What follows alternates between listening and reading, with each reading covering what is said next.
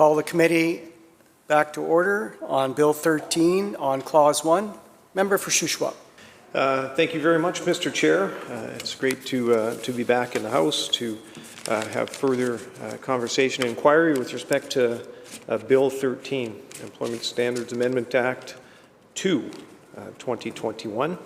So just before the lunch break, we were asking a series of questions with respect to the timelines, largely when government first became aware of the potential concern around, obviously, COVID and specifically COVID transmission in the workplace.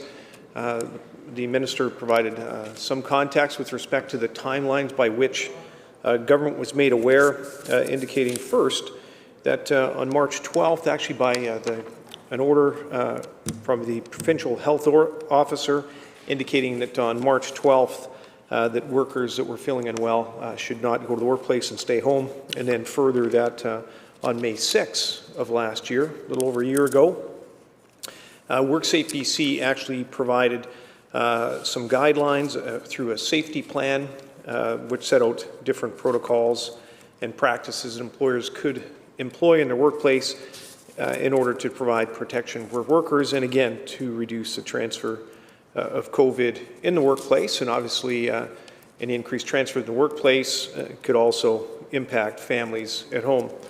And so, as part of that general inquiry, I think it's important for British Columbians to have a clear understanding of the timelines that actually were employed. So as early as last March, and certainly by May of last year, by May 6, government was well aware of the concerns of the transfer of COVID in the workplace and the negative impacts that would have for workers. The Minister also had shared that there was some work undertaken by government to try and encourage the federal government to take action and initiatives that would actually provide protection for workers through some form of a paid sick leave program. And I think it's important to note that in the midst of a pandemic, the single largest health crisis I think that our country and our province have experienced in well over 100 years, that there was a lot of concern and there was a lot of I guess, impetus on government to take actions to reduce the transmission of COVID. And to that end, one of the, I guess it's government's own admission, the second largest transfer of COVID actually is in the workplace. And so, you know, the questions that I have today, and we'll be spending some time this afternoon trying to understand a little bit more about what government was thinking last spring and why it has taken well over a year now for this piece of legislation to hit the floor. So government was aware certainly of the concerns and the potential transfer of COVID in the workplace. Government also had the financial ability through a $5 billion COVID spending plan that was approved by all members of this legislature last year in March. Certainly had the financial ability, and I can remind those that might be watching from home that it was only back in the summer that the finance minister indicated that initially projected about a $12.5 billion deficit for the province. And we just found out just recently on the tabling of this year's financial budget that the $12.5 billion deficit was actually only approximately $8.1 billion. So about $5 billion less than initially projected. So government was aware of the concern, had the financial resources to respond. And then the third part to that is that certainly government had the legislative time on the calendar. This legislature sat last summer, and as we know, there was ample opportunity in order to bring forward legislation. And there was also ample opportunity that legislation could have been brought forward last fall. Typical setting of the legislature would be the months of October and November, but of course that was cancelled, and that was cancelled due to the Premier's desire to put his self-serving political interests ahead of the health and well-being of British Columbians. And so it was during that time that there were significant concerns around the continued transfer of COVID in the workplace. So I think that My question for the minister at this juncture would be, is that, maybe I'll back up a step. The minister also had shared that the federal government did provide a COVID sick leave program for workers, and that came into effect on September 31st. So, I appreciate government was undertaking efforts, as other provinces across Canada, to try and encourage the federal government to step up and to provide those very important protections for workers. But by the end of September, when the federal government announced their plan, government identified that there were gaps, that there was areas where workers that might want to stay home, they had to miss, my understanding, about 50% of their work week of pay before they'd be eligible to apply for the federal program. And so that actually left a shortfall, and workers that did not have a sick pay program were actually put at additional risk. They had to choose between going to work with an illness, potentially transferring that illness in the workplace, but at least they'd be able to put food on the table. And if they followed the health guidelines and followed the WorkSafe BC health protocols and stayed home, they would actually be financially disadvantaged. Definitely as far as the timeliness with respect to a federal program and when that cash flow and that check would actually arrive to them, but they still would be out of pay for those 2 or 3 days. So the minister's gone at quite length to explain how this bill, what is proposed before us today, which provides 3 days of paid sick leave for workers that are not already covered on a sick leave plan. Up to $200 per day would be paid for by the government. Any additional wage shortfall would fall onto the backs of BC business owners. And that this plan, primarily the majority of the legislation that's put before us, is to provide that funding to workers, that gap that currently exists. And so my question through you, Mr. Chair, to the minister is that when government was aware of the shortfall that was left by the federal program in September of 31st of last year, why has it taken until May of this year before this legislation was actually introduced?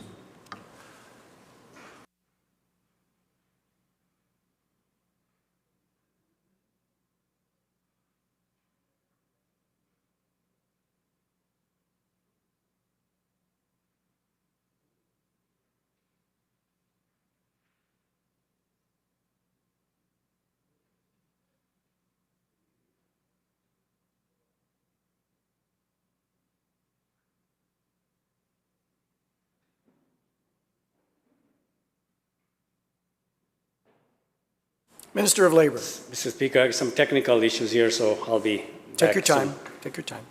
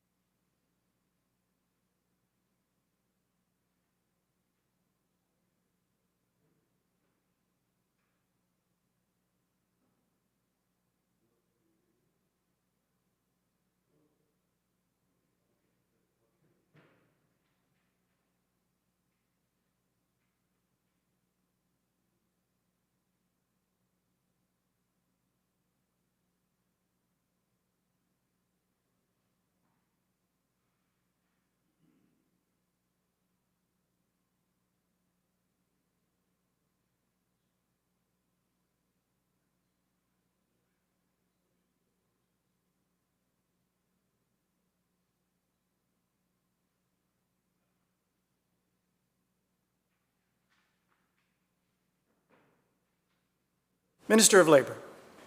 Thank you, Honourable Chair. I think we canvassed this question all morning. I answered it in every which way that I could, but again, I'll give it a try again. As the member will know, and I have listed it here earlier, that we were not just sitting idly by when pandemic hit us. We wanted to see that the workers get the support that they need. If they're sick, they could stay home with a job protected leave. We did that. And then we wanted to make sure that the workers, if they become ill at workplace with COVID, that they are covered from day one, rather than having to go through the claims and the regular process, and which would take days and sometimes weeks in order to establish whether that claim is justified or not. We fixed that as well. And then in the meantime, it wasn't just we were working on in isolation here. We were working with the federal government. And as I said before, it wasn't just the government. Other governments also were saying the same thing. It's a national emergency, and there should be a national solution. And they were talking about EI type of program to fix this the gap that exists for the workers.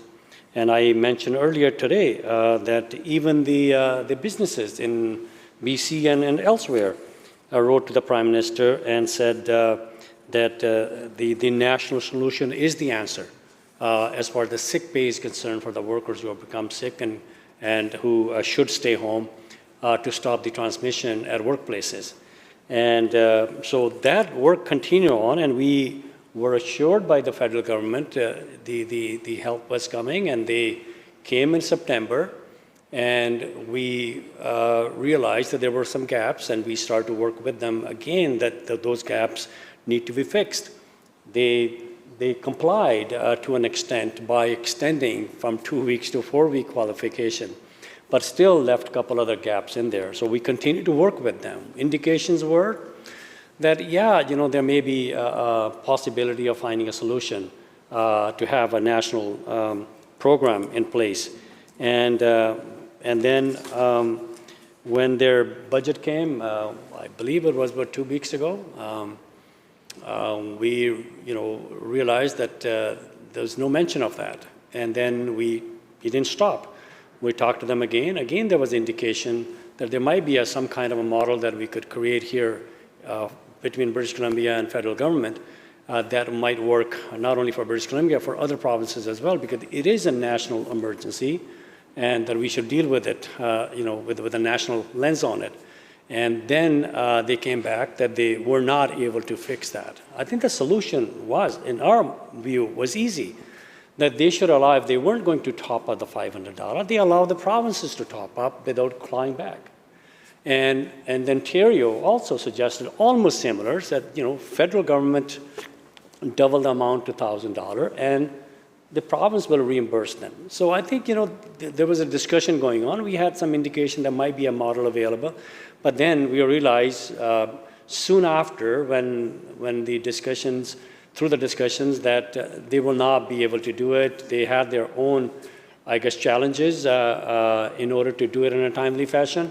So we decided it is now that we can't wait any longer, so we would put together our own Made in BC program, and that's why we put this thing together.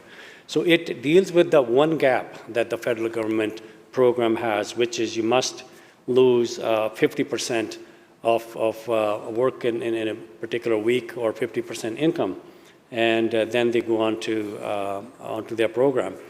So I think it covers that piece of when you lose less than 50%, you're not qualified. So these 3 days will come in, and the worker will know if they want to take a 1 day off on one particular week, or 2 days if they're waiting for the result of their test.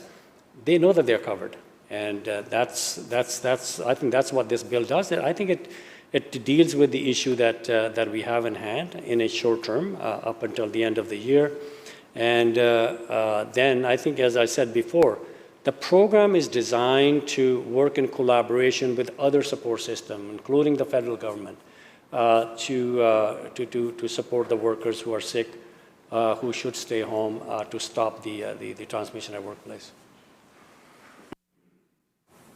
Member for Shuswap. Thank you, Mr. Chair.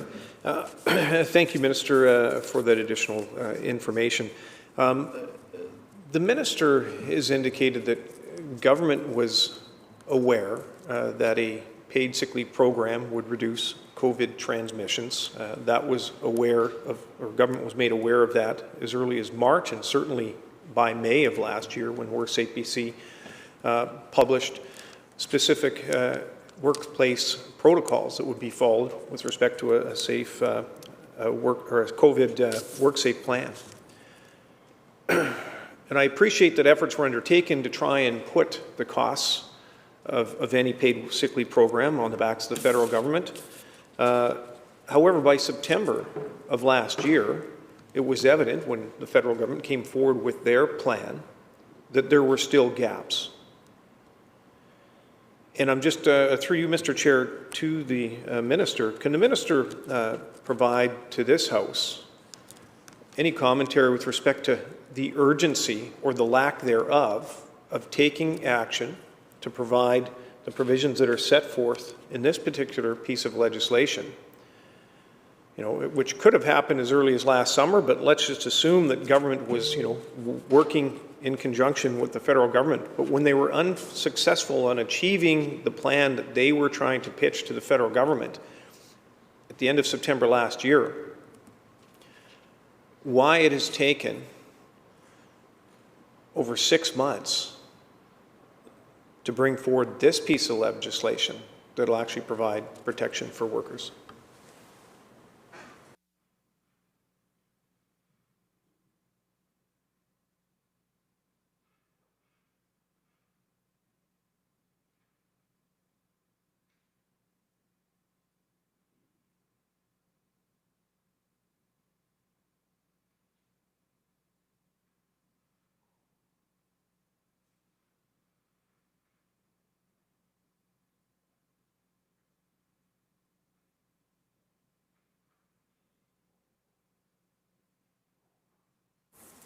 Minister of Labour. Thank you, Honourable Chair. I think we took action as soon as we could. As soon as we found out from the federal government that we were unable to deal with the gaps. We didn't just, stop doing anything after September. We continued to talk to them. They fixed part of the problem by extending from 2 weeks to 4 weeks. They also gave us the indication that they will work with us to deal with some of the couple of other gaps that we were talking about. And we, in the meantime, also brought in paid vaccination time to help the workers to go get vaccination, removing the barriers to vaccination, because that's the best solution to overcome pandemic, to have everyone vaccinated. And so we did that as well. And but we continued to talk to the federal government. The indication, there were indications that they would be able to entertain our request to deal with those gaps. But soon they said, no, we cannot do that. Within 2 weeks, we brought this bill. Member. Thank you, Mr. Chair.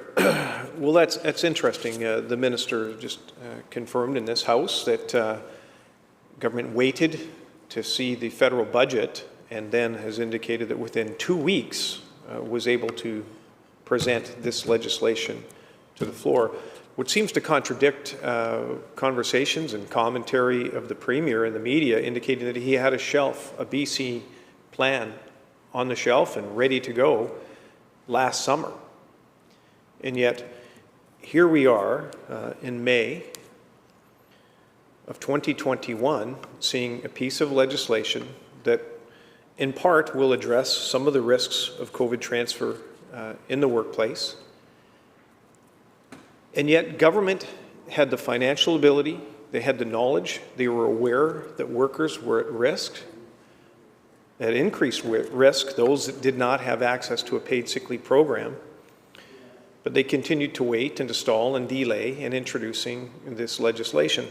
Through you, Mr. Chair, to the Minister, does the Minister, do they have any specific data or have they read any of the reports with respect to the studies that have been undertaken to determine the percentage of COVID transmissions in the workplace that can be reduced through a paid sick leave program?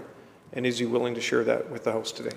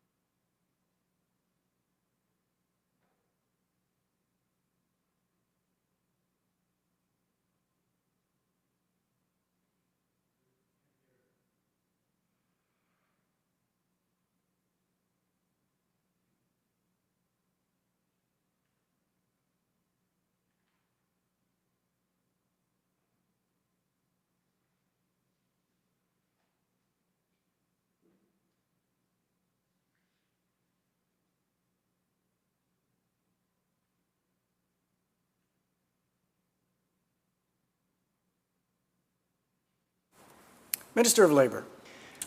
Thank you, Honourable Chair. It was made clear by the provincial health officer that if workers are sick, if they stay home, that will help stop the transmission. And it's been accepted fact that if workers who are sick with COVID, they don't come to work, the transmission of workplace will not happen. And that was clearly established by the provincial health officer. And we knew that the workplace COVID transmission take place because there were some operations that were shut down because there were outbreak of COVID in those operations. So businesses recognize that the workers should stay home when they're sick to stop the transmission of workplace, to increase the viability of the operation to continue to operate. They recognize that. And that's why many businesses stepped up and allowed people to take time off without loss of pay. But there are lower-end workers, many of them are minimum wage workers or close to it, and the grocery stores and such, they take risk if they knew that they will lose money if they stay home. So they would go to work. That is accepted fact, and then if they go to work, then transmissions take place. And that is not good for workers, that's not good for businesses. And businesses, as early as May 13th, recognize that. There are about 20-some businesses, many of them from here in BC, but there's also Ontario Chamber of Commerce, also penned a letter to the Prime Minister. And for the benefit of the member, maybe I'll read parts of the letter. It says the sick pay for employees required to self-isolate or who were found to be ineligible for provincial workers' compensation coverage through the regular claim adjudication process should, in our view, be covered under employment insurance and or Canada Emergency Response Benefit, CERB.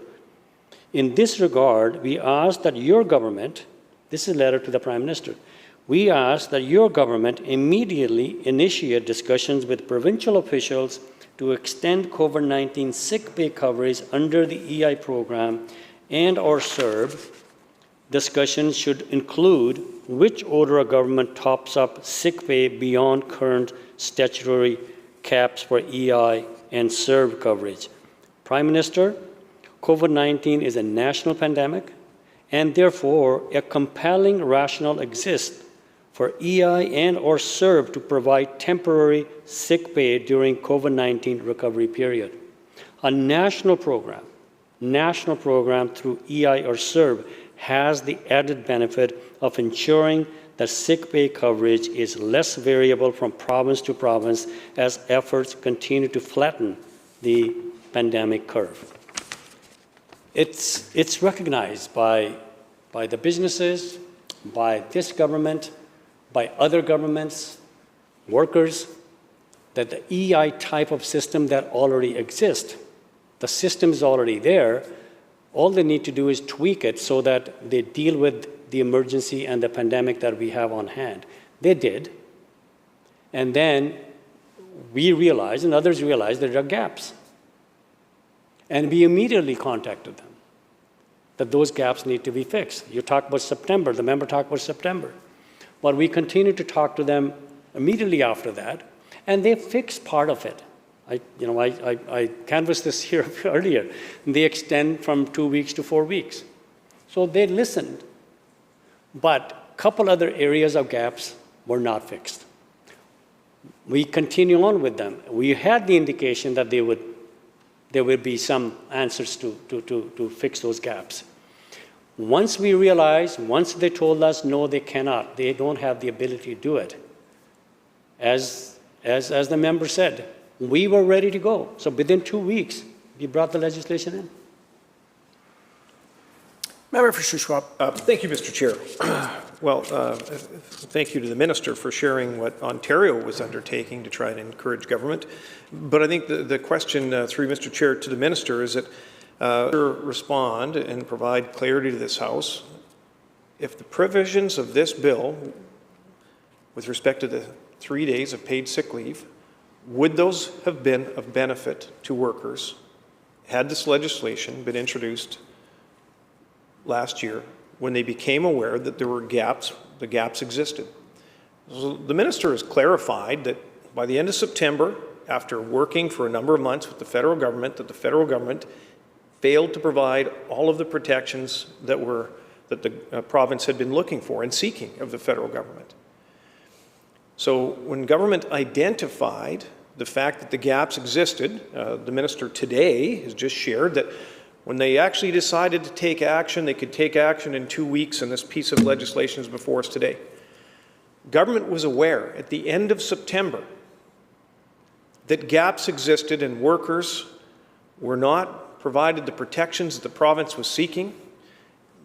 The province and the government had the ability to move forward, in very short order, through the Minister's own admission, which could happen in 2 weeks. Just through you, Mr. Chair, to the Minister, can the Minister explain to this House why, when put forward with the opportunity to provide the provisions of this bill, to provide additional protections for workers, as early as the end of September last year, they had the funding ability. The Minister has just clarified it only takes 2 weeks to put this together. Why has it taken over 6 months for this piece of legislation to be brought before this House?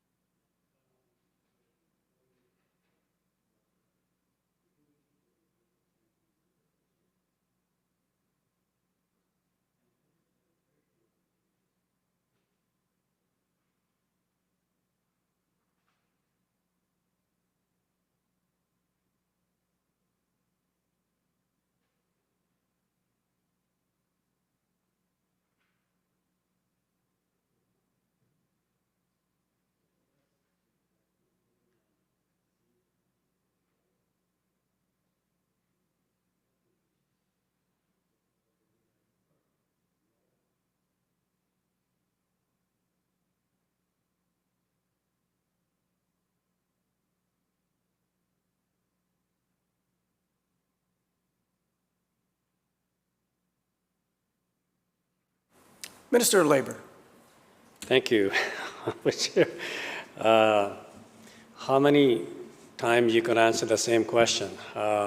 given the same answer.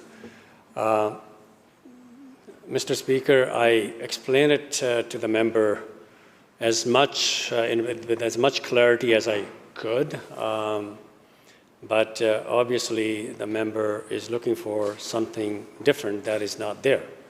But let me explain one more time.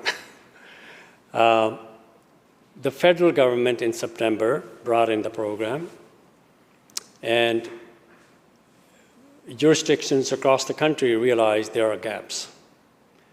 And they were all given the indication, or they had the indication, or the hints that those gaps will be fixed. And discussions took place between our Premier and the Prime Minister that those gaps need to be fixed. And I'm happy that, that in February this year, they listened and they extended from 2 weeks to 4 weeks. But Prime Minister and Premier continue to engage to suggest that there are a couple other gaps that need to be fixed. And other jurisdictions were in the same shape and same challenges.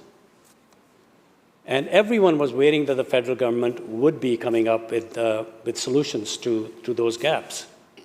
That's why no one, until they realized and heard from the federal government that they were not able to fix those gaps, other provinces also started to act. Around the same time, somebody week before, some week after. Same thing we did. But we continue on with the federal government with additional discussions that, again, we said, what about the different model? If Ontario model doesn't work, what about different model, BC model? This is what we are suggesting. They looked at it, had discussions, and then they came back that no, they could not go there. Soon we heard that they're not moving to fix those gaps. As the Premier said, we were ready to go. That's why within 2 weeks, we brought the legislation in. And here we are. I think it serves the purpose to fix the gap of the initial 2 or 3 days that worker missed who otherwise under federal program wouldn't get paid. And that is disincentive for them to take time off when they're sick. That add risks to the workplaces of transmitting COVID at workplaces and jeopardizing the existence or the operation of the business. So we are moving as quickly as we could, but again, we're not stopping with this bill either. We are continuing to have discussion with the federal government that more need to be done with the federal program. And we will continue to advocate on behalf of not only BC but all workers that program need to be fixed. And if we're able to fix that, and if they are able to allow provinces to top up the $500 or some other arrangement, I think that is the right solution. But now, as the vaccination system and the vaccination plan is progressing so fast here in British Columbia, I'm so proud to say, as the Minister of Health have been saying, and the Dr. Bonnie Henry has been saying, we are over 50% vaccinated now. Many of the workers are vaccinated now, partly because we removed barriers as we went along, gave them support that they need. And so I think this bill is as timely as it could be, considering that we try to work with the federal government to fix the national solution, which I still believe is the answer, which I think other jurisdictions still believe is the answer. But we had to move. So we are moving with this bill as quickly as we could. Member for Shuswap on Clause 1. Thank you, Mr. Chair. So, as the Minister has indicated that this bill was on the shelf, ready to go, that's why they were able to respond so quickly and provide this bill on the floor within 2 weeks of the federal government announcing that they were unable to actually move forward. Through you, Mr. Chair, to the Minister, did government give consideration having this bill drafted, I'm assuming costed and ready to go, if government gave consideration last September to providing that additional funding mechanism that low-paid workers largely would actually benefit from, why it wasn't brought forward last fall. So, you know, it really surprises me. I appreciate that work was undertaken with the federal government to try and encourage them to provide the funding for a plan that was more robust than what was developed. But when the federal government came forward with a plan that did not fully meet the needs of government and those of workers, which the minister has shared with us today, did government give consideration of bringing this bill forward that apparently was all ready to go? Was there consideration of bringing it forward last year in the months of October or November, when there typically would have been a fall sitting of the legislature? Or was it just discounted in its entirety and just pushed off to wait for the federal government to finally tell them with certainty that there was no additional funds? This government was aware of the risks that was imposed by workers that did not have access to a paid sick leave program.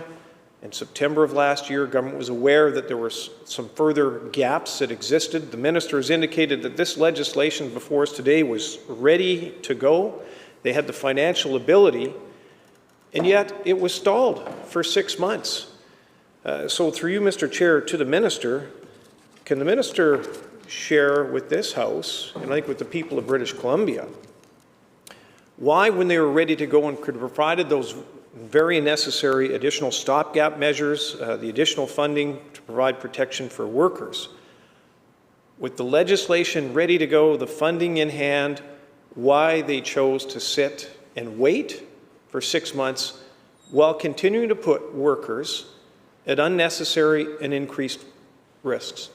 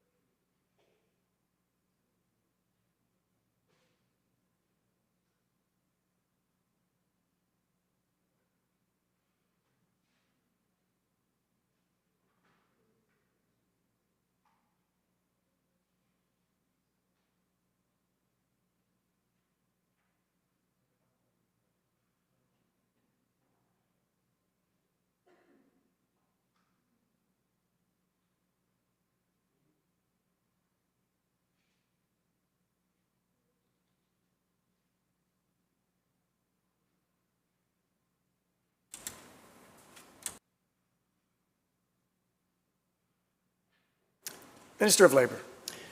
Thank you, Honourable Chair. I think I made it very clear. We did not sit around and wait for 6 months. We were having discussions with the federal government because that is the solution. I believe it then, I believe it today. National emergency required national solution. Not only our province, other provinces felt the same way. 20-some businesses representing thousands of businesses in this province believe the same way. So we continue to have discussions with the federal government. We continue to have indications from them coming back to us that there would be a solution to those. And they acted. In February, I mentioned, they changed their plan by extending from two weeks of qualification to 4 weeks. So they were listening. But the other two areas, we will continue to work with them. But then we believed that their budget would have something to say about that. 2 weeks ago, when we realized there was nothing in there, again, we didn't just sit around and do nothing. We went back to them.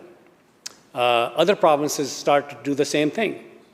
Ontario said, well, if the feds aren't going to do it anymore, we would do it. I believe then we also, when we received the indication they weren't going to do it, but we continue to have the discussion with them that let's give it one more try to see if there's a different model that would be acceptable to complement the federal program. The best solution, like I said, is that there's no waiting period in the beginning and that the $500 is topped up either by province or by the federal government. And we had indication that there's a chance that that model may work for British Columbia. But soon we realized, or soon we were advised that they were not able to do it, then we were ready to go, and then we brought the legislation as soon as we could.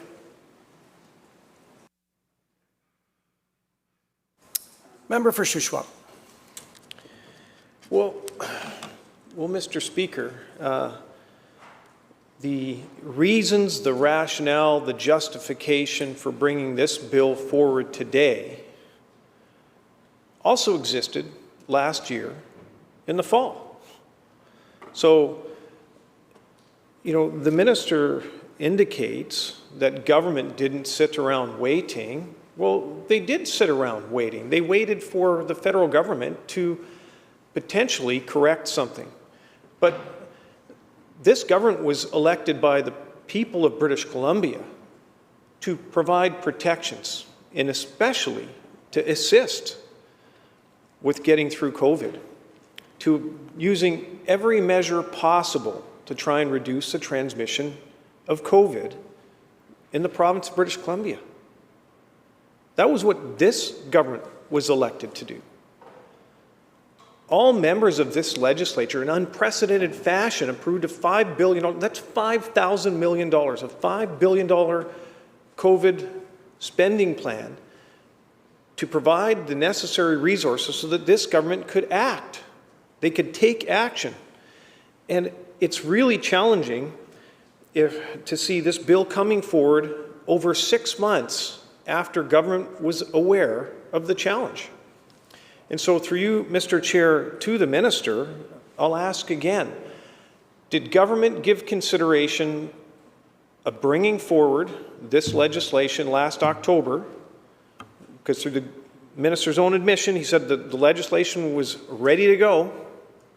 They had the money, they had the legislative tools, and through you, Mr. Chair, to the minister, did government give serious consideration to the potential opportunity, the opportunity that government had to provide these protections for workers to reduce COVID transmission in the fall of last year? Or was it that government just didn't even give consideration and decided to just push a potential solution off to the hands of the federal government to just sit and wait for budget 2021?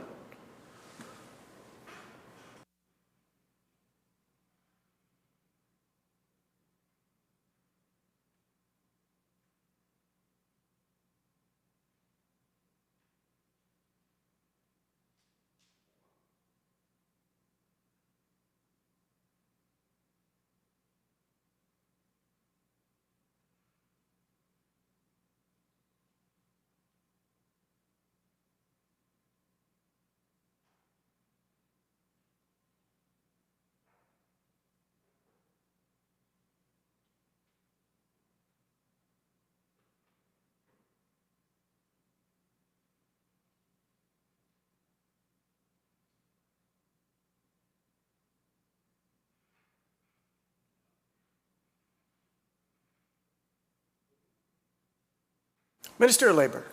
Thank you, Honourable Chair. Look, Mr. Chair, we're proud of the work that we did to provide support to the workers in British Columbia during this very, very tough time.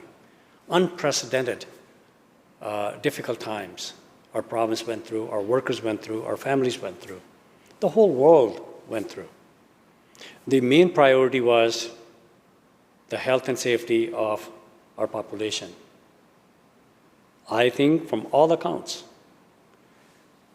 under the guidance of Dr. Bonnie Henry, we did a pretty good job. And I'm proud to say that. And in the meantime, what we as a province could have done, we did to protect the workers, provide them support that they need. If they're sick, they could take time off with job protected leave. That wasn't there before, Mr. Speaker. That's what we inherited.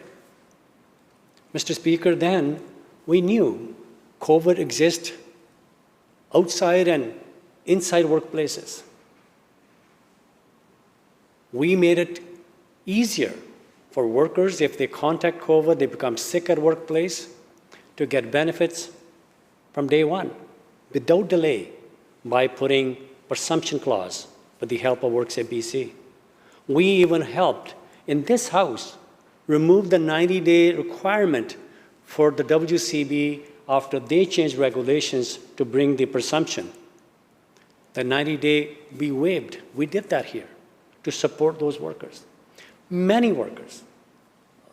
I could provide the member, if he wished to, how many workers actually applied for WorkSafe, to the WorkSafe for claims that are work-related COVID. Most of them got accepted, Mr. Speaker. That's another support that we provide to the workers. We were thinking all along, how do we provide support to the workers in this province during this tough time? Then we knew as the vaccination program started, we brought another program to remove the barrier for the workers who need to take time off during the work time. 3 hours of paid time to go and get vaccinated, Mr. Speaker. But all of that wasn't just, us working in isolation. But like the businesses, like other jurisdictions, we all decided that it's a national emergency and there must be a national solution. And, federal government finally agreed that there need to be a national solution. They came back with a program to deal with this. Was it enough? No. We brought it to their attention. And then they listened again. They made changes. And I said that before. And in the meantime, we continued to talk to them, and we were given the indication that they will fix those gaps that exist. And they tried. And they advised us finally that they had challenges to do with that. And then once we knew that that's what's happening, they're not going to move, because there's a real risk, through to you, to member. Anything you do that will interfere with the federal program, there's that clawback issue. If a worker wish to go on federal program, there's that clawback issue. So there's no point us doing something when there will be a clawback onto the benefit that we provide to the workers. So that's the area that we were trying to fix. So I think I have answered this question, Mr. Speaker, probably, I don't know, I can't even count that far anymore. but numerous times we have answered this question. We have canvassed this program, this particular question. But anyway, I'm prepared to continue to go this route if the member wish to continue on this route. I think some point he probably will get to the bill itself, the content of the bill, what the content of the bills are, and then probably we could have more discussion about what's this bill and how this bill will benefit those workers. And we could have a real discussion about that. I look forward to that. Member Shuswap. Thank you, Mr. Chair. And this line of questioning certainly does relate specifically to the bill, because the bill specifically sets out that it will become to force effect through government's own determination based on when this bill receives royal assent. They could have chosen to have this bill come force in effect at an earlier date, but they have chosen a specific date and time, which is when this bill actually receives royal assent, which my understanding is the LG has not been called, and it may not be happening today, but I'm assuming in the next week or two, this bill will actually come into force in effect. And so, government has decided and made the decision on when this bill would be introduced, thereby setting the time that these benefits will flow to workers across the province. And I'm just trying to establish, did government give serious consideration to implementing this legislation last fall when they knew that the federal government, that the federal government program had gaps. Gaps existed within it, which led to the creation of this legislation that the minister has indicated was ready and available to be tabled in the legislature. And they also had the financial resources to do so. And through maybe just another inquiry through you, Mr. Chair, to the minister, what would have been the risk for the province to table this legislation last fall to provide that immediate stopgap measure while they continued to undertake with negotiations with the federal government with the hope that the federal government would provide further supports in budget 2021? So, yeah, again, so through you, Mr. Chair, if the minister can just provide maybe some context and some clarity to this House, what would have been the risk? What would have been the risk to British Columbians? What would have been the risk to the financial coffers of the province to introduce this legislation last fall?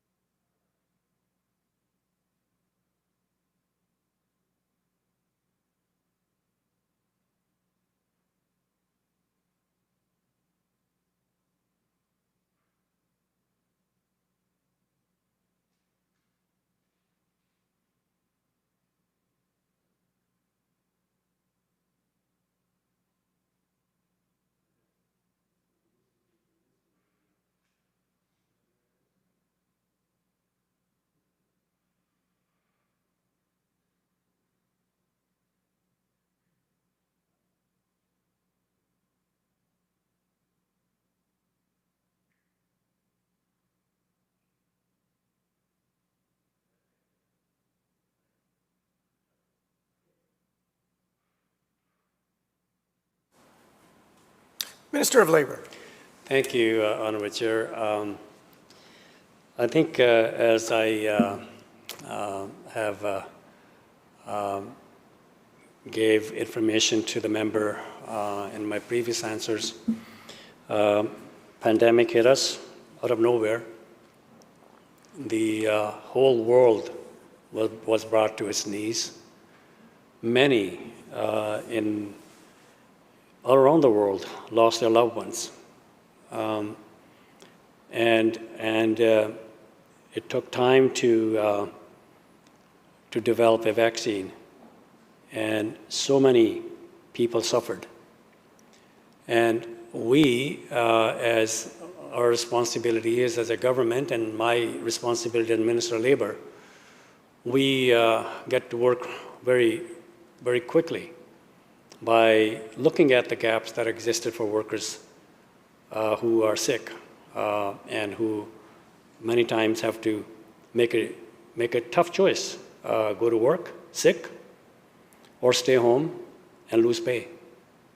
And many of them are paycheck to paycheck, especially the lower paid workers, as we canvassed earlier today. Why not at that particular time or that particular time?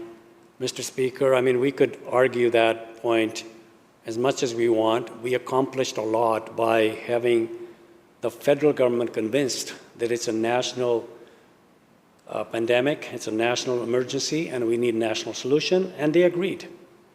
And they came back with a program. And then they extended that program. So they were listening. So it wasn't that we were facing a stone wall and then we sat around and continued to bang our head against the wall. No, They were listening. They moved. And indications were they would move further into deal with some of the other gaps that existed. What are the risks? Why not earlier? Mr. Speaker, I think we could continue to talk about that. Why not have sick leave permanently established in the employment standard 2 years ago, 3 years ago, 16 years when they were in power? Why didn't we have sick leave provisions at that time? Governments make decisions. They made the decision not to have sick leave provisions, to deal with emergencies like this, to deal with an influenza like sicknesses the workers face every year. And that impact productivity. The member should know because he owns a business. When members go to work sick with influenza like illness, it impacted the other workers. Absenteeism increase, productivity lowers. Well, why not? To have a permanent sick leave program.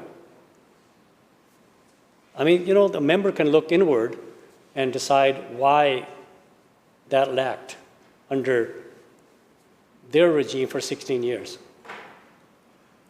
We are fixing not only a short-term program issue here, we are talking about a long-term solution as well. That is part of this bill. How this bill is going to benefit workers today. When they wake up in the morning, on Thursday morning, they feel sick, they go for a test, they're waiting for the result, they need to take Friday off as well, they're covered under this bill. If they need more time off, they go on to the other programs that exist, especially the federal program. Could they have a better system federally and cooperated with the provinces? Of course. We would have loved to see that. Didn't happen. Other provinces, same thing. They waited. They were also working with the federal government, and indications were the federal government will fix those gaps. And they did in February. They went to a length, but they still left a couple other gaps. So the indication was that they were listening, that they would move and fix those gaps. And we had very productive discussions with the federal government. Even after their budget, we said, okay, Ontario model doesn't work. What about BC model? A different way of dealing with the issue. They were interested. Well, once they said, no, we cannot move on, we were ready to go. We moved as quickly as we could, and that's why we have this bill here. Member for Shuswap. Well, thank you, Mr. Speaker. Well, I'm not quite sure where to start. First, the minister has chosen not to answer the question, and that the provisions of this bill will provide immediate protections upon receiving royal assent to workers, and largely lower paid workers in this province. And government was well aware of the gap that existed by the end of September of last year. This bill was ready to go. The funds were made available.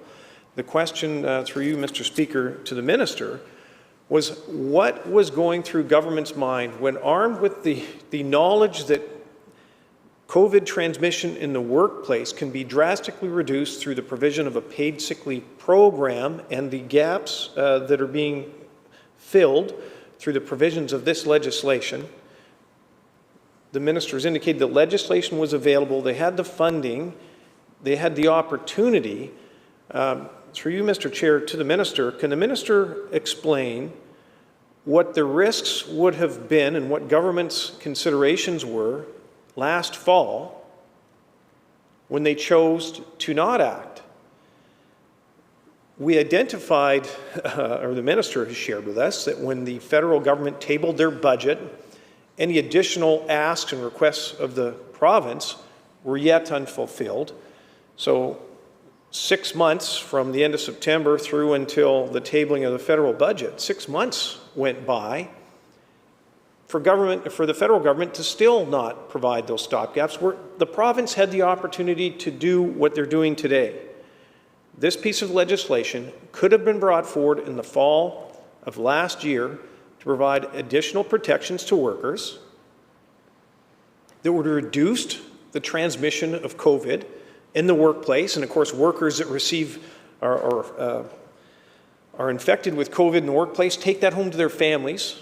So government had knowledge that a program that is being put forward and tabled here today would have had benefit last fall, but government chose not to introduce it last fall. And all that I have heard from the minister is that the reason that they didn't take immediate action in the instance of a national emergency, a worldwide pandemic, to take immediate action, the only reason that he can indicate and advise to this House on the reason for their delay is because, well, we're just waiting for the feds to maybe make some amendments. Well, 6 months later, we found out that the federal government was still not willing to make those changes. So through you, Mr. Speaker, to the minister, can the minister share with us why or what was on the mind or what was the rationale that was undertaken? There must have been discussion because they had the bill ready to go. They were aware, as all Canadians were aware, that a paid sick leave program and the provisions of this bill will provide additional supports and protections for workers. They knew that last fall. So through you, Mr. Speaker, to the minister, can the minister share with us what was the rationale and the logic for holding on to this piece of legislation for 6 months, putting workers at increased risk? What was it that drove government to sit on their hands and hold this piece of legislation back, other than, and all that I have heard from this minister, the only reason is that, well, we're just waiting for maybe the feds to tweak the program a little bit more. And if that is the only reason by which this government did not take immediate action in the instance of a worldwide pandemic to provide the necessary supports and protections for workers, when all members of the legislature have provided the funding capacity for government to act, I would suggest that government's choice to sit on their hands and to delay on introducing this legislation only because they thought they could pass the buck onto the federal government is not good enough.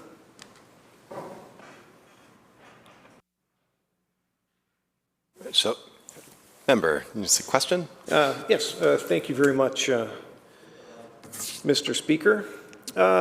Through you, Mr. Chair, to the minister, I wonder if the minister can provide any detailed analysis or undertakings to try and determine what the number of businesses or number of workers across the province that are currently covered under any form of a paid sick leave program.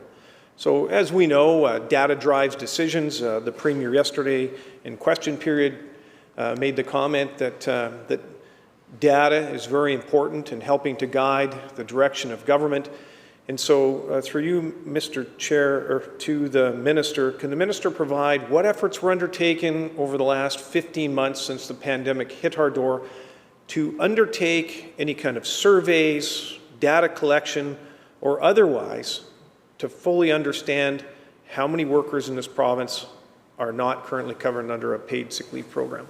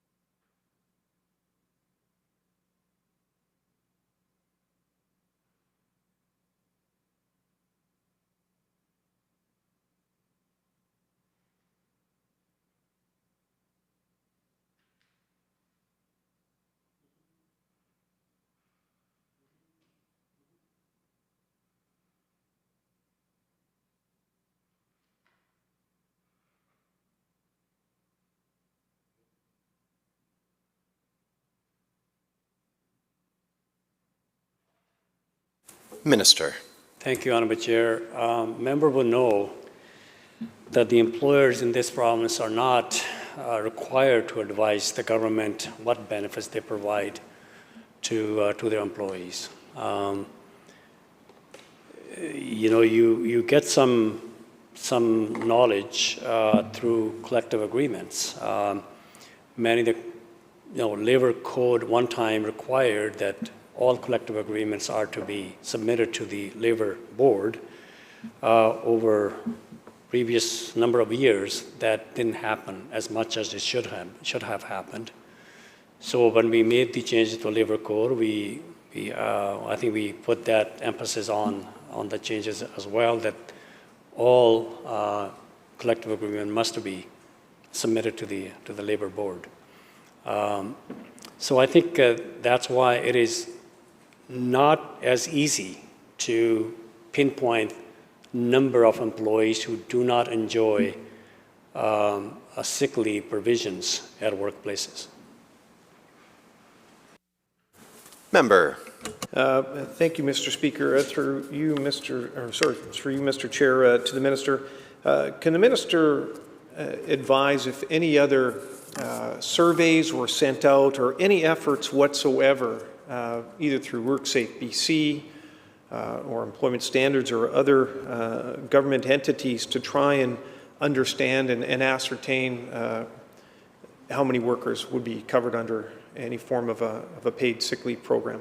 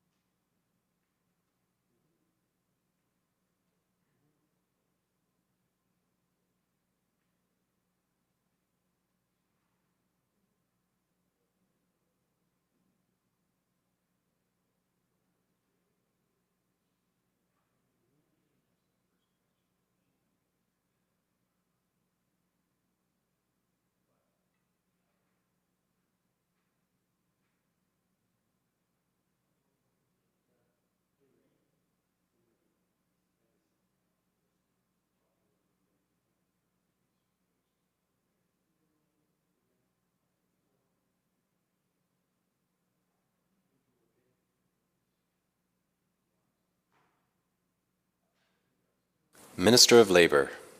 Thank you, Mr. Chair. There are some surveys done by different organizations, Mr. Speaker. BC Fed will report that about 50% of the workers do not have paid sick leave provisions at their workplaces.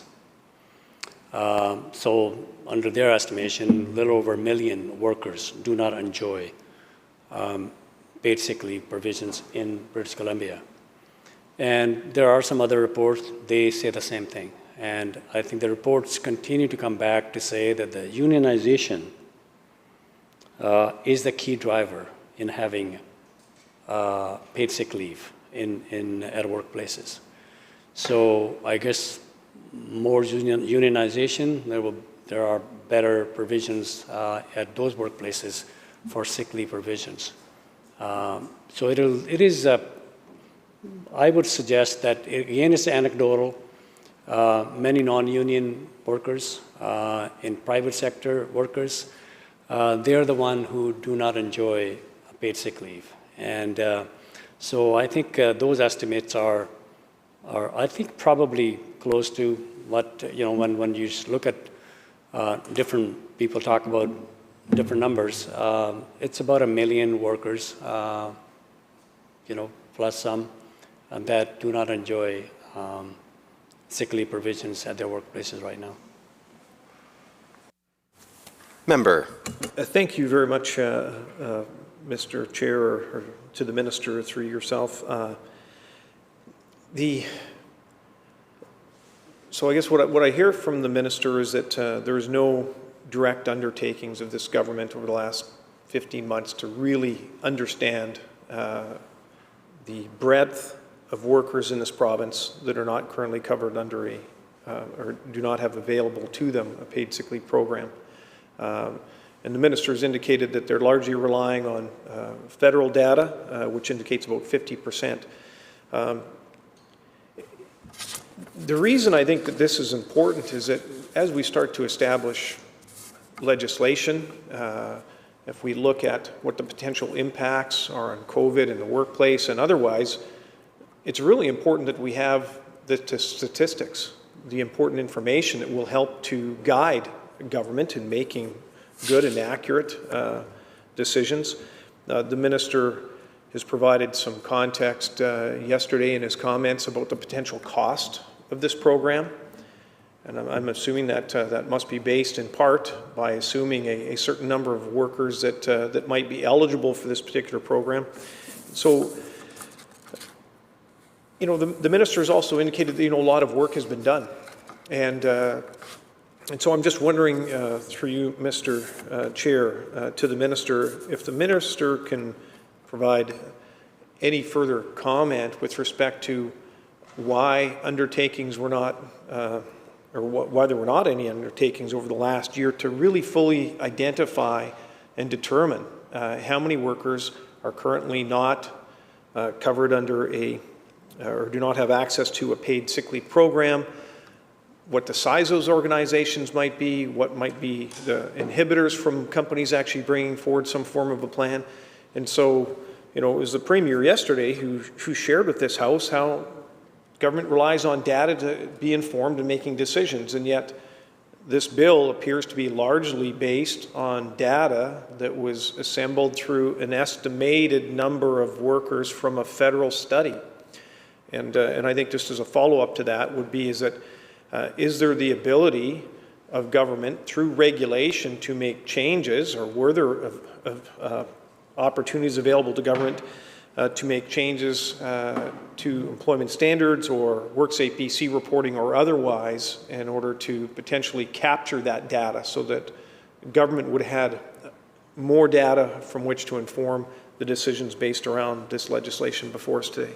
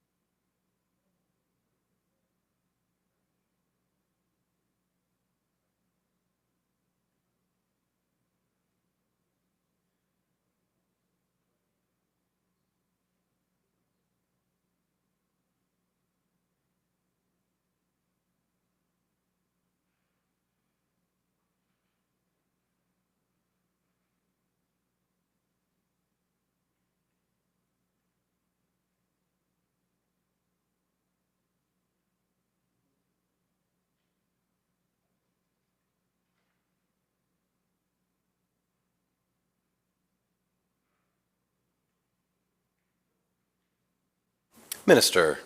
Thank you, Honourable Chair. Honourable Chair, as I said before, once the pandemic hit us, the focus of the government was to protect the health and safety of our families and workers at workplaces. And that was the focus. Businesses were hurting.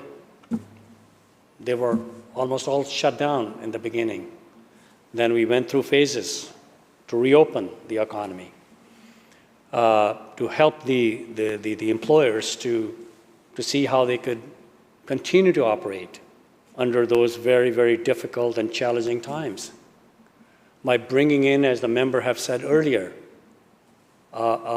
packages, unprecedented packages to support the businesses, to survive through this tough time that they were facing. At the same time, how do we protect the workers and fill the gaps that existed in support of those workers at workplaces if they were sick? And we acted on all of those. Businesses received benefits in every different part that we could. And then the workers, I mentioned earlier how we brought in job protected leave. You're sick, your job is protected if you take time off. That's good for the business, that's good for the workers. Then we made changes to the WCB, which, by the way, Mr. Speaker, the member didn't support, to bring the presumption. To support those workers who become ill at workplace and they need to depend on workers' compensation. File a claim so that they could get benefits from day one. They get the support that they need on day one so that they recover sooner to go back to work. And protect the workers at the same time and the workplaces so that we could stop the transmission of workplaces. I mean, you know, we could sit here and argue who did what. Those are the facts.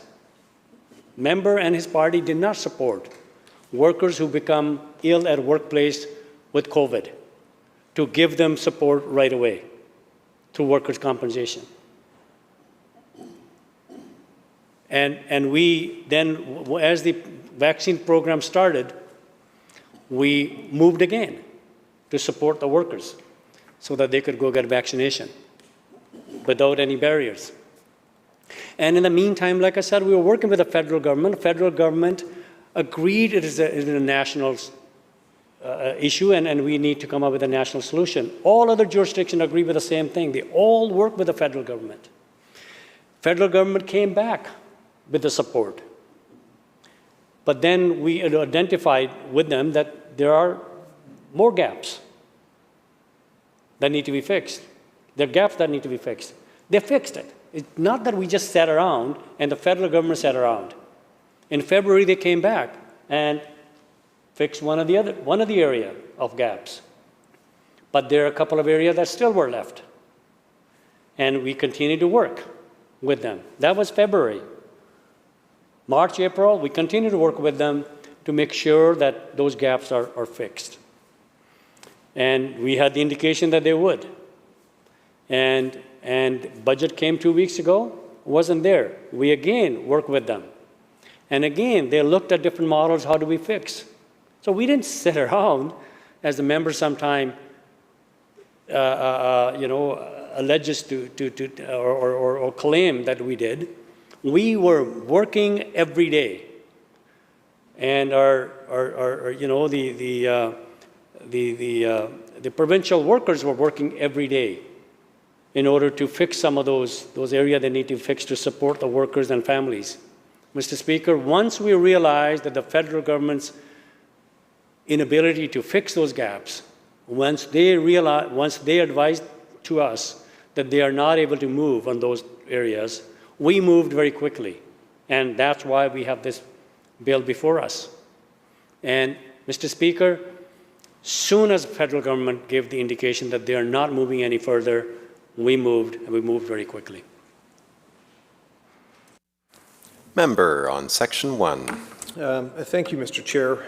Well, through you to the Minister, I have not accused government or the Ministry of sitting around.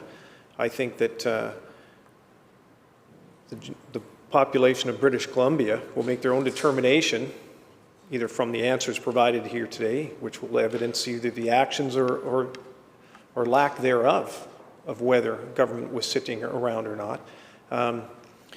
The question through you, Mr. Chair, to the Minister, and if I could just provide some clarity, does government have the tools and do they have the ability through regulation to require businesses to report either through WorkSafe BC or employment standards or even maybe through the federal government through EI? Was there an ability for government to reach out and to better understand how many workers in our province are currently not covered and have access to a paid sick leave program? Yes or no?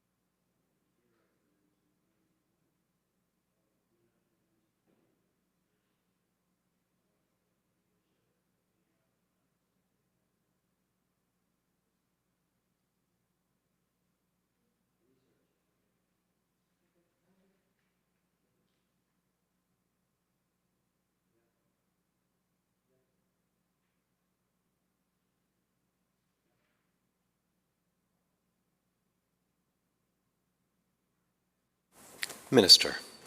Thank you, Honourable Chair. Mr. Speaker, I think the member would appreciate we were talking about time when businesses were hurting. To add more burden to them of, in their words, more red tape. How is that going to help those businesses who are struggling to survive? And now we're asking them to provide us this much information. I guess governments through law, probably, I'm not expert in this, can they force every employer in this province to provide certain information? I think that's a question that some expert could answer. But we need to understand, businesses went through a very tough time.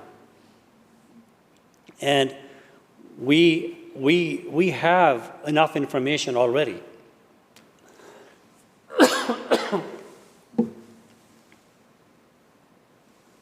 And we could send 5,000 surveys and you get back 20%.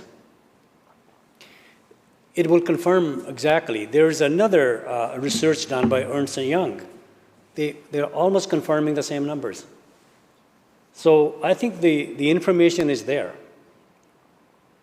And now what we do with that information is what is being discussed here today.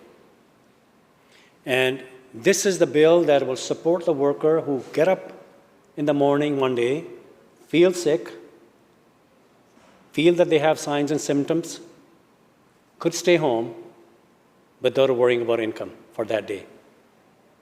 And we will support the employer because they are also struggling to survive. It is a balanced approach. It deals with the gap that exists in the federal program, and if the worker need more time, we wish that we were able to top up the federal program. We weren't allowed to, but they will be going on the federal program then. Member.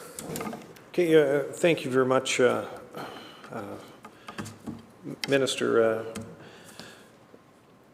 I guess the question that I have is, what work or what efforts were undertaken by government to really accurately understand the breadth of the issue and the number of workers that are currently do not have the opportunity for a paid sick leave program. And from the answers that the minister has provided, it appears that they chose not to undertake any direct surveys or undertake any actions where they could actually really understand with some specificity the number of workers that are currently not covered under a paid sick leave program in the province, and have chosen to rely on national data and maybe a correlation between the national data and the information that might, the minister just indicated, provided by Ernst & Young to come up with some estimation.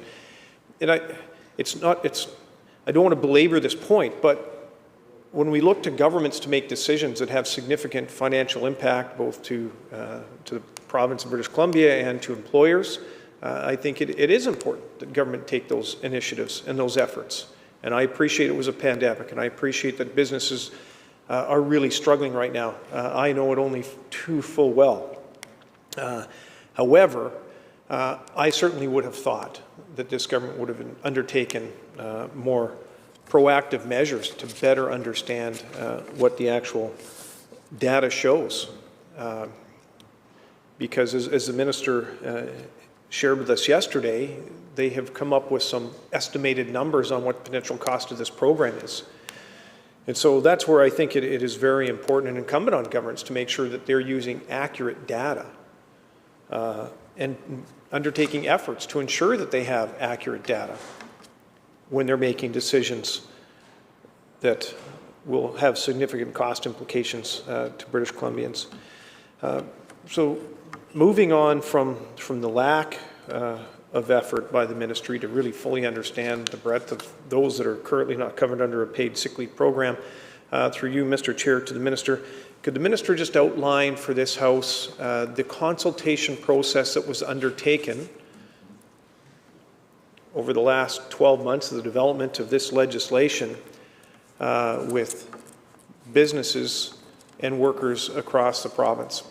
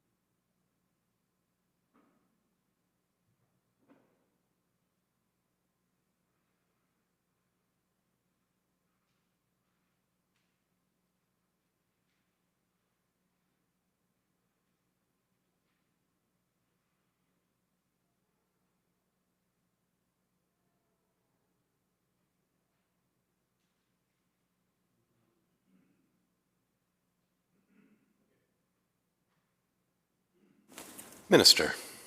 Thank you, Honourable Chair. This issue has been with us, as the member has canvassed, for a long time, going back to establishing an economic recovery task force by the province, They met regularly, where you have labor, nonprofit, and businesses groups representing their members. And these discussions took place there. What kind of a program there should be? That's where the letter from the businesses to the Prime Minister, that's where how it started. And then that table continues on to have the discussion. And then we had also COVID industry engagement table, which I sit on. We have numerous meetings on that too. We discuss many of these issues. How do we support the businesses? How do we support the workers? How do we have a program to have the workers stay home? Surrey Board of Trade, I had discussion with BC Business Coalition. So I mean, you name it. I mean, these discussions have been going on for months now, and everyone agreed that there has to be a national solution to it, and that's why all of the businesses, almost all of them, I think represented by these 20 different organizations, combined letter, saying that the national solution is the answer. And we continue to work towards that. So I think that's the engagement, that's the consultation that we had.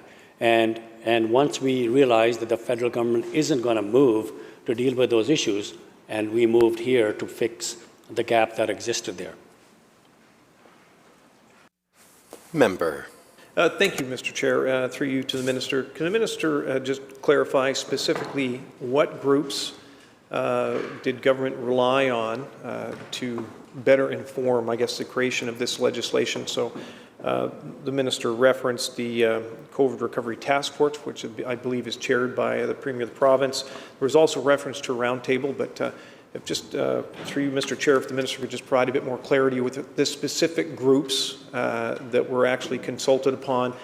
And further to that, was the engagement with these organizations more to get a general feel or general input into the need or necessity of a program, or was this bill or the provisions that are set out in this bill specifically brought forward to these groups for consideration?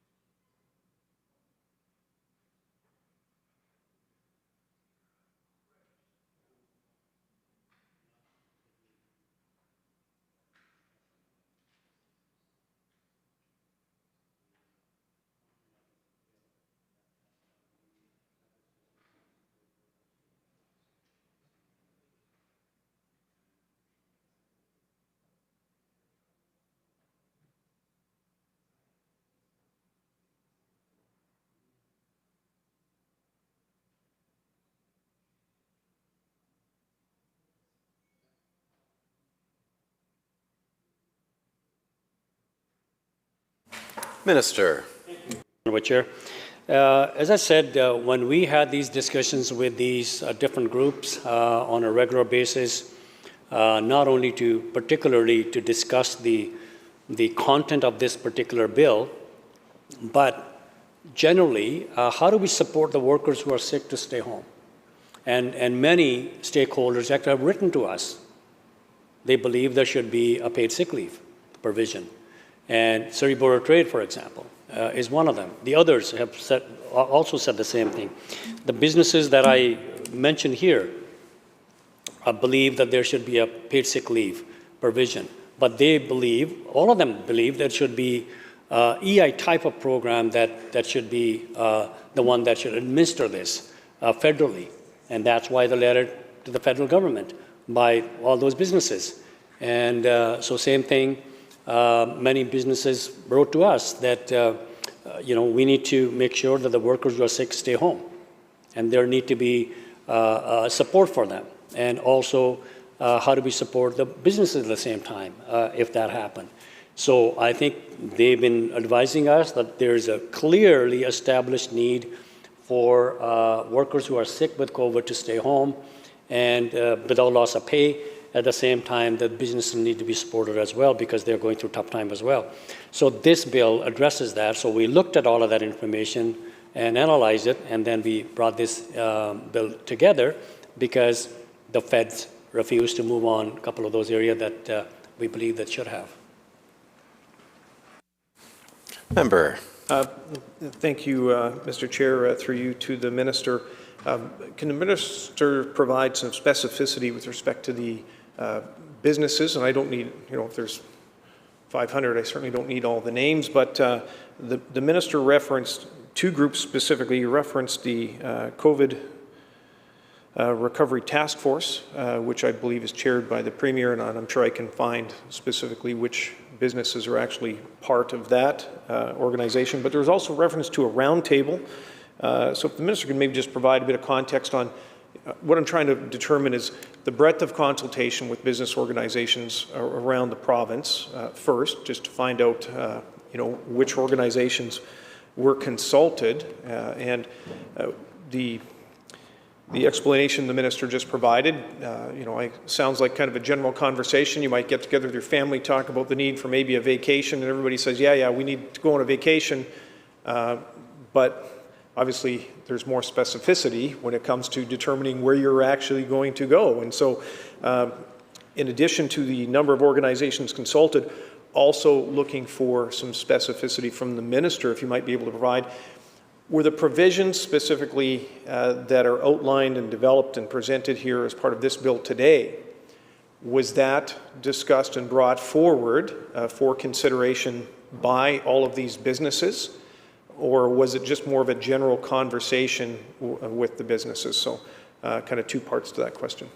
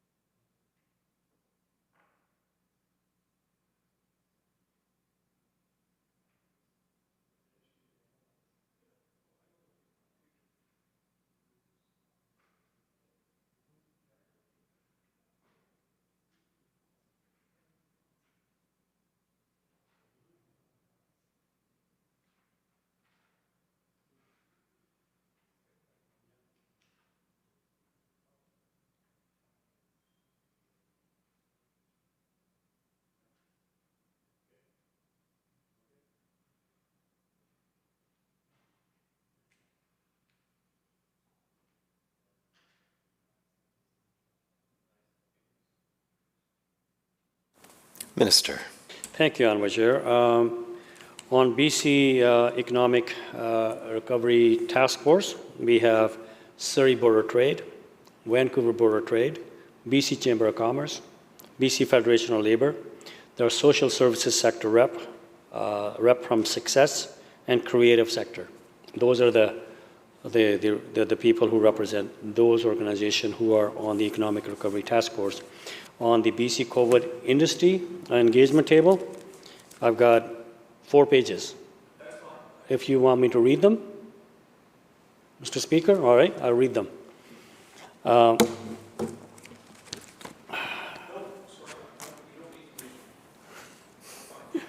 I'm ready.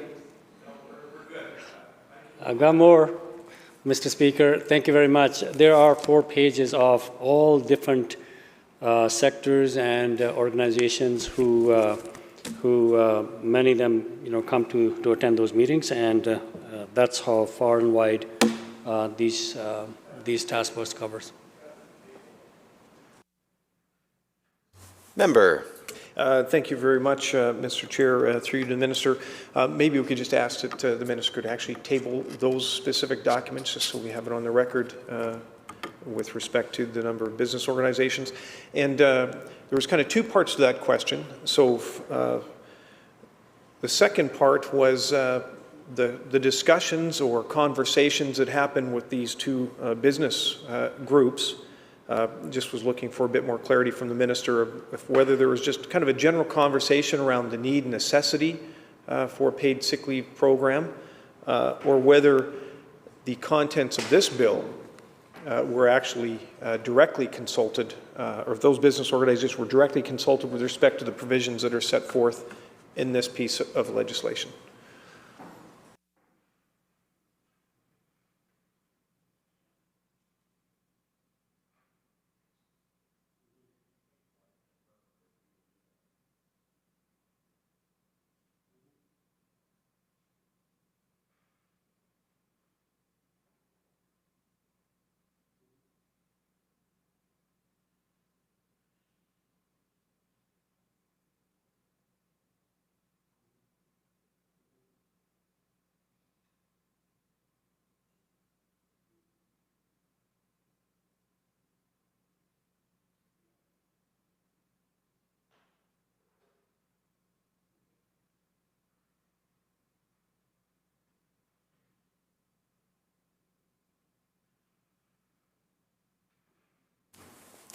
Minister.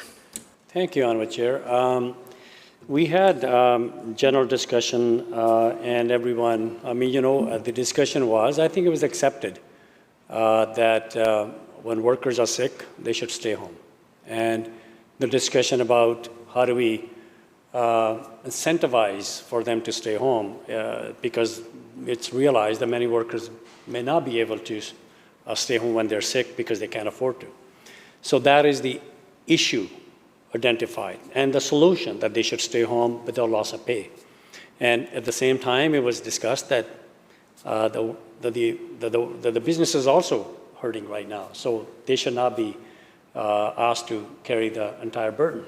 So I think when you look at the discussion generally in those areas, and then you're expected to deal with those when you have the opportunity to deal with them, then you put it into the bill, and that's how we arrived at this. And we believe that in order to move from those discussions and the issues and concerns that were raised, and this is how we arrived at the solutions to address them. We believe it addresses the concerns that were raised during those discussions. Member. Thank you, Mr. Chair. Through you to the Minister.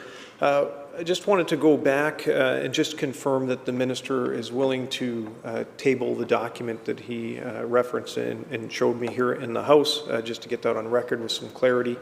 And then as a further follow-up, I just wanted to just confirm that there were no other business organizations that were actually consulted as part of this bill. The Minister referenced two specific organizations, or I guess business groups.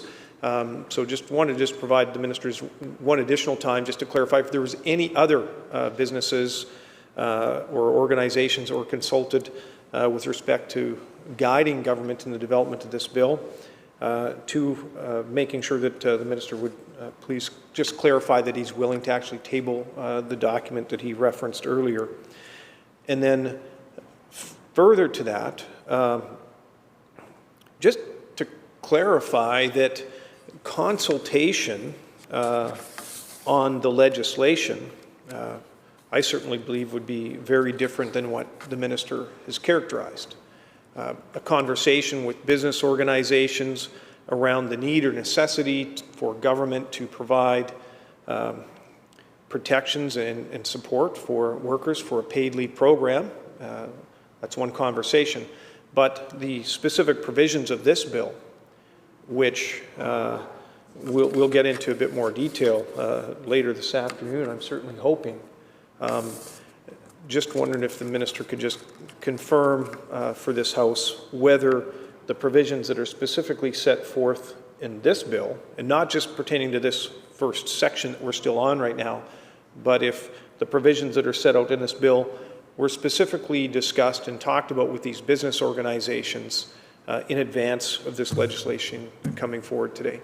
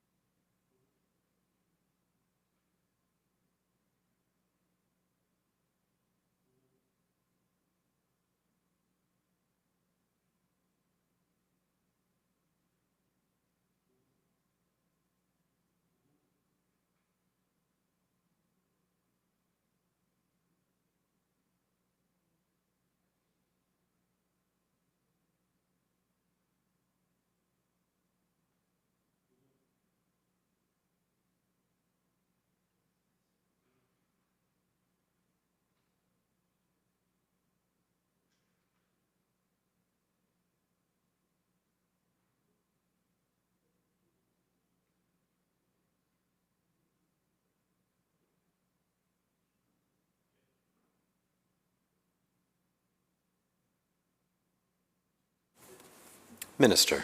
Thank you, Honourable Chair. I think I would like to read the names again.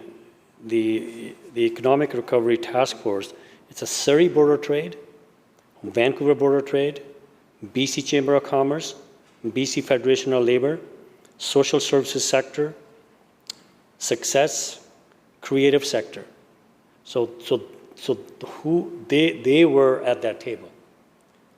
You know, there are more than one person sitting on to represent many of those. So that's who they were. Okay, so it's not just the businesses. You have BC Federation of Labour. There's a nonprofit as well. But as part of the covert industry table, Mr. Speaker, Aerospace Industry Associations of Canada, Alliance of Beverages Licenses, BC Agriculture Council, BC Alliance for Arts and Culture, BC Chamber of Commerce, BC Construction Association, BC Craft Brewers Guild, BC Economic Development Association, BC Federation of Labour, BC Ferries, BC Food and Beverage, BC Hotel Association, BC Hydro, BC Maritime Employer Association, BC New Car Dealer Association, BC Pavilion Corp, BC Restaurant Food Service Association, BC Technology Association, BC Transit, BC Trucking Association, Beauty Council of Western Canada, Black Business Association of BC, Building Owners and Managers Association, Building Supply Industry Association, Burnaby Board of Trade, Business Council of BC, Business Improvement Areas of BC,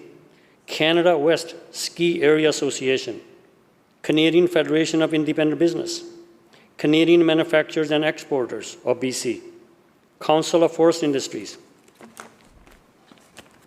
Creative BC, Destination BC, First Nation Summit, Fitness Industry Council of Canada, GoTo HR, Creative Vancouver Board of Trade, Manufacturing Safety Alliance of BC, Mining Association of BC, Motion Picture Production Industry Association of BC, Restaurant Canada, Retail Council of Canada, Small Business BC, Small Business Roundtable, Surrey Board of Trade,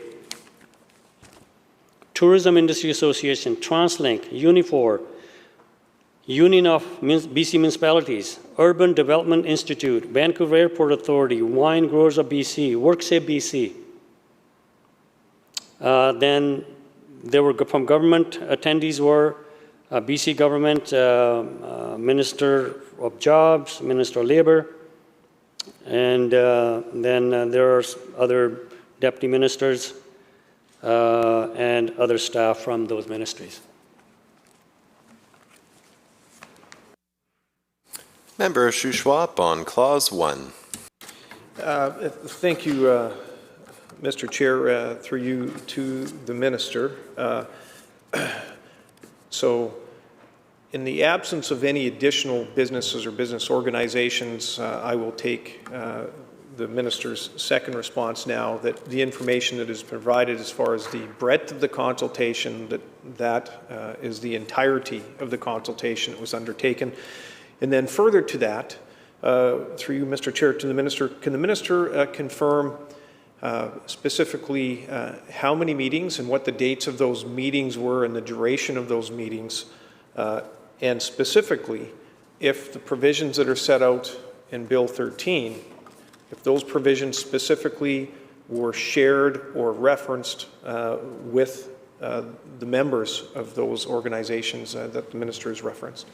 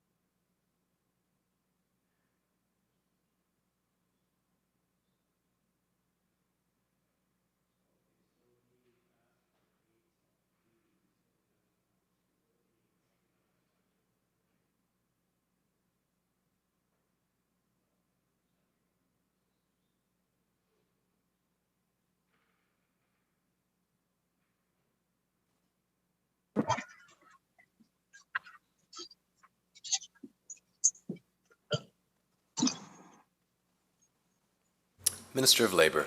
Thank you, Honourable Chair.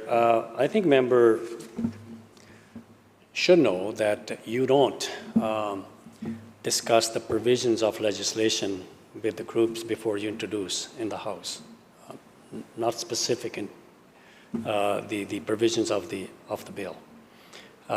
Generally, you discuss the issue, concerns, possible solutions. That's what took place. General discussion took place. What were the issues? The issue was, as I said before, that the workers who are sick should be able to stay home without loss of pay. And employers should not be asked to carry the burden. And how do we do that? So all was moving in a direction that it's a federal solution required, EI type of program. And then when that came, there was some satisfaction that at least there's a federal program to deal with some of the issues that were raised. But gaps were still there. So, people talked about gaps. And before we introduced this bill, there were business groups out there publicly saying that we should have sick leave provisions in this province. And so you listened. There were organizations out there talking about X number of days. Others are asking X plus number of days. And we as a government listened, and we believe that this is the right balance that will give the worker, when they wake up in the morning sick, that they could stay home. They were able to stay home without loss of pay. And also, we decided that we would step forward to support the businesses with cost as well. I thank you, Mr. Chair, and thanks to the Minister for that information. Through you, Mr. Chair, to the Minister, can the Minister provide some specific dates on when the consultation actually took place? So the Minister's indicated there's been some broad consultation with these industry organizations and all the different businesses that are members of those associations. And just trying to understand, through you, Mr. Chair, if the Minister can provide some context as far as the dates of those specific meetings that talked about specifically the need and necessity for a paid sick leave program. And I guess further to that, the Minister has shared now with this House that there was no discussion with these business organizations around this specific provisions of this bill, but it's maybe just a bit of further clarity if the Minister might be able to share with this House. In those conversations, was there discussion around the number of days that a program might entail or might envision, and who might bear the costs? And I guess more specifically, because these are largely business organizations, if businesses were aware, or at any point in time, if the conversation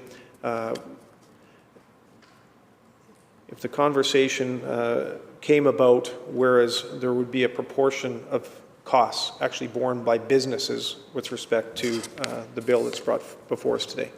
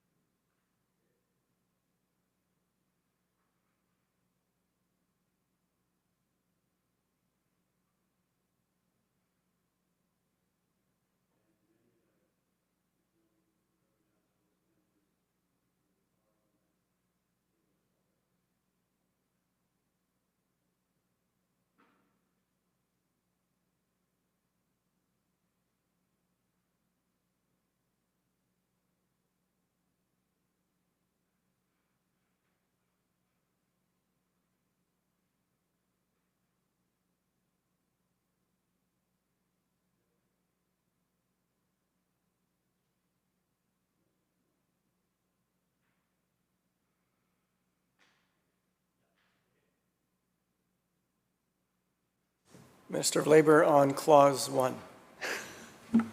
Thank you for reminding the House, Mr. Chair. Mr. Chair, the Industry Recovery Task Force is started about April last year, and there were meetings, kind of regular meetings, and those issues were raised as it resulted in that the businesses writing to the Prime Minister for a national solution. And we continue on that path to find the national solution. And then we established also the COVID-19 engagement committee, which also include almost all of those members who were on the Industry Recovery Task Force. And with those, I had, the latest meeting I had was March 29th and May 10th. But since the Economic Recovery Task Force started and the COVID hit us, we had numerous discussions with industry, with labor, with others, from requirement for a paid sick leave of various kinds. Some would suggest 10 days, others, 4 weeks, and others, fewer than that, and also the temporary layoff provisions that we were engaging with the industry. Also, how do we keep the connection of the workers and the businesses, during the layoff, and we provide provisions to help the workers and the businesses to deal with that issue as well. So all along, the one issue that continued to be the to have discussed was the paid sick leave requirement for workers to stay home, because that's what was being driven down by the provincial health officer to ensure that the worker who are sick stay home to stop the transmission. And so that discussion went on. You don't discuss how many days with the group, because look at the variety of different groups in here. And all of them are all different, spaces, or all different numbers that they would come up with. Like I said, BC Federation of Labour was on that table. They were at 10 days. Others would be at 5 days. Others would be, no days. And so I think you listen, the issue was, how do we help the workers to stay home when they're sick, to stop the transmission of workplace? That was the issue. And how do we deal with this? And it was felt that the federal solution was the right solution. We continued to push, and right up until the federal budget came in. Even after that, we continued to push to see if there is a way to improve the gaps that existed. And when we realized that they weren't moving, we knew the discussion that we were having. We knew that the stakeholders were approaching us to move on the sick leave provisions and bring in sick leave provisions at workplaces in British Columbia to stop the transmission at workplaces. And there were some who were talking about only the temporary portion. Others were talking about long-term.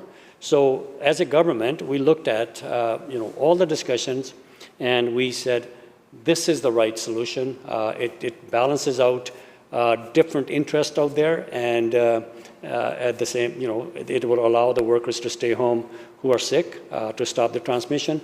At the same time, the businesses are being supported by the government as well. Members participating remotely, on the off chance that the two Richmond MLAs from different parties are having discussions with each other, that would be great. Just turn off your cameras while you're doing it. Otherwise, if you're talking through your electronic devices to other people, I would suggest that you turn off your camera as well, as per standing orders. Thank you. Shushwa. Thank you very much, Mr. Chair. Thank you to the Minister for that additional clarity. Through you, Mr. Chair, to the Minister, can the Minister share with this House whether the conversation around the provisions that are set forth in this bill, specifically the temporary funding of paid sick leave for workers for up to 3 days, whether that was discussed and if there was a general consensus. So what I'm trying to get an understanding for is that I appreciate government needs to consult, and I appreciate that's not a vote around the table, but was there any consensus building? Was there an overwhelming majority of members that were supportive for the temporary paid sick leave provisions that are set forth in this bill?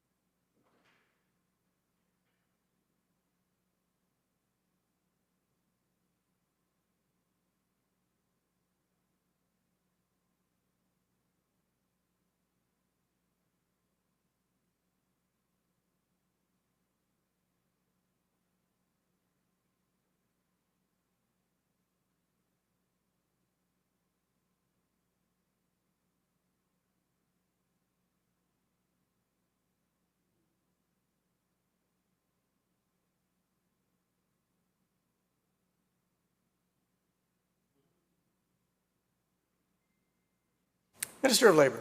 Thank you, Honourable Chair. The consensus was listed in this letter. It is to have a national solution.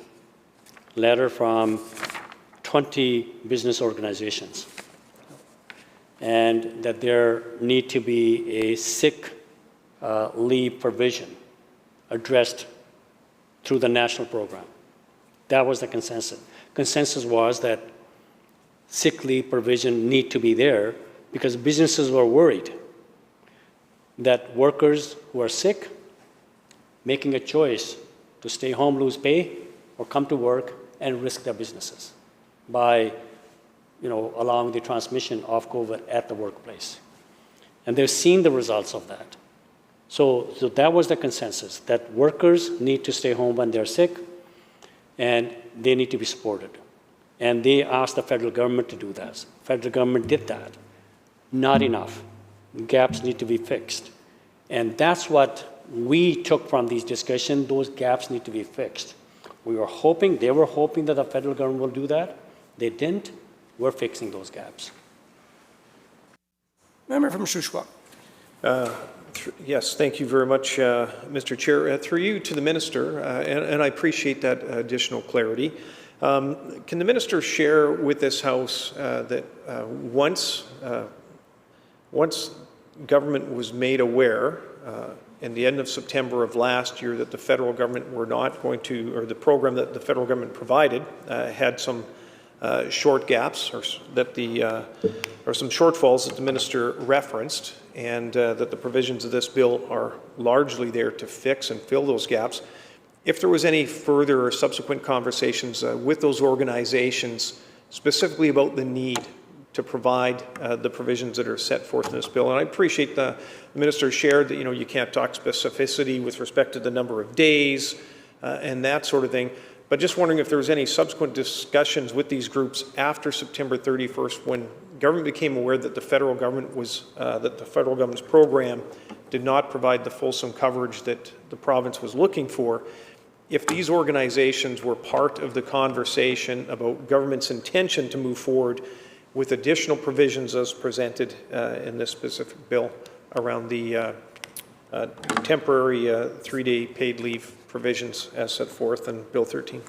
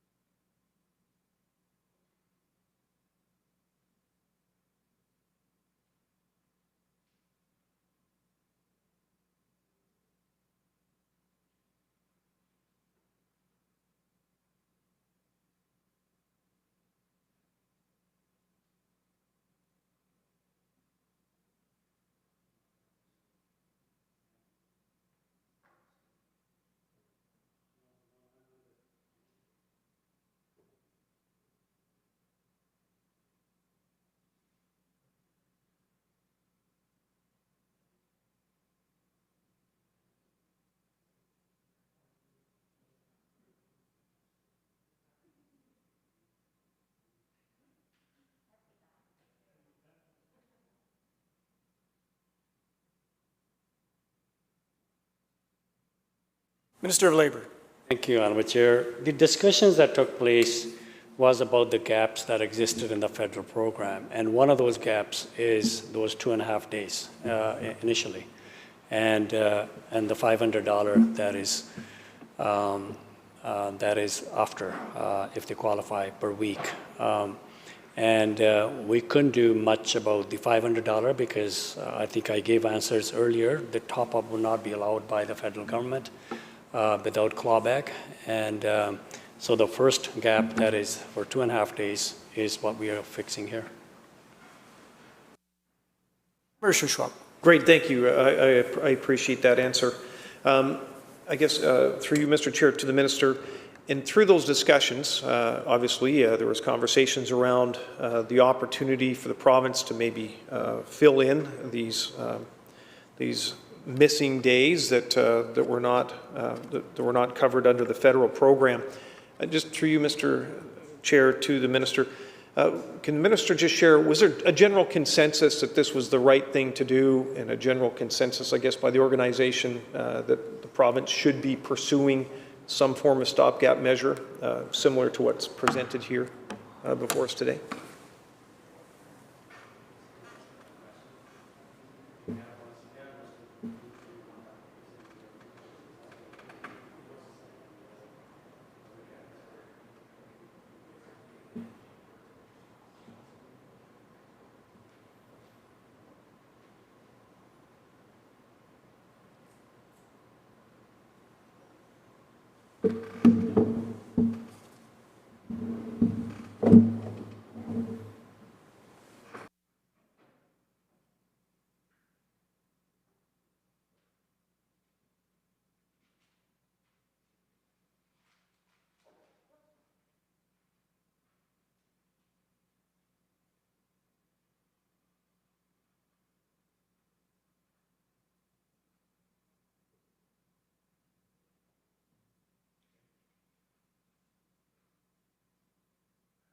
Minister of Labour.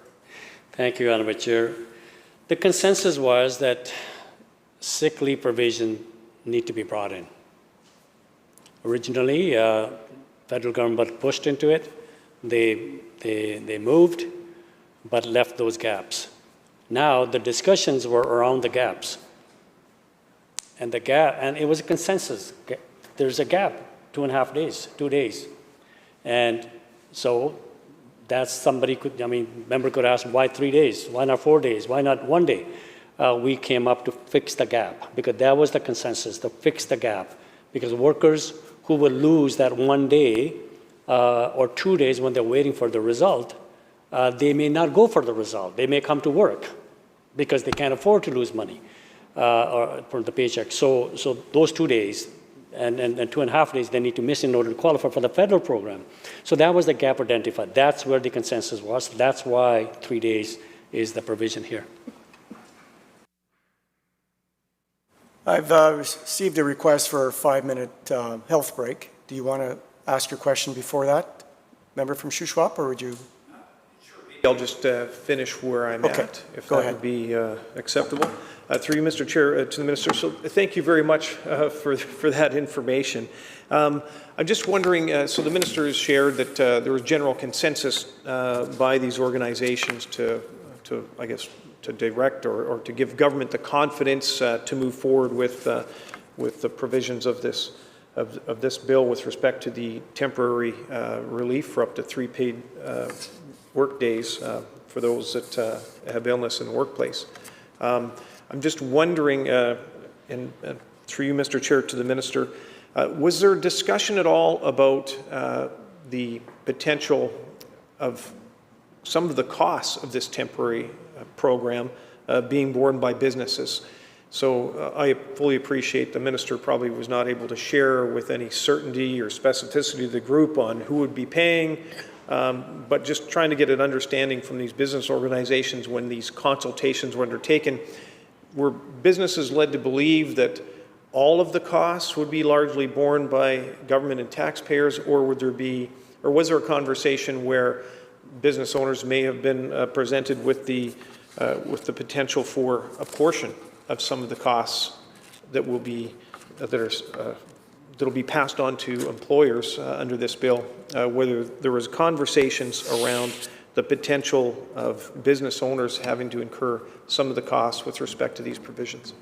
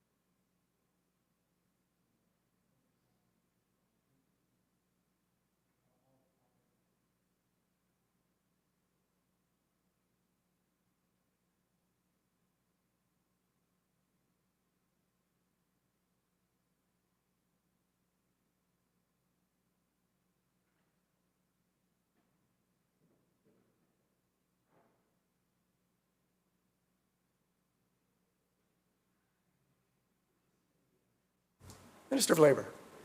Thank you, Honourable Chair.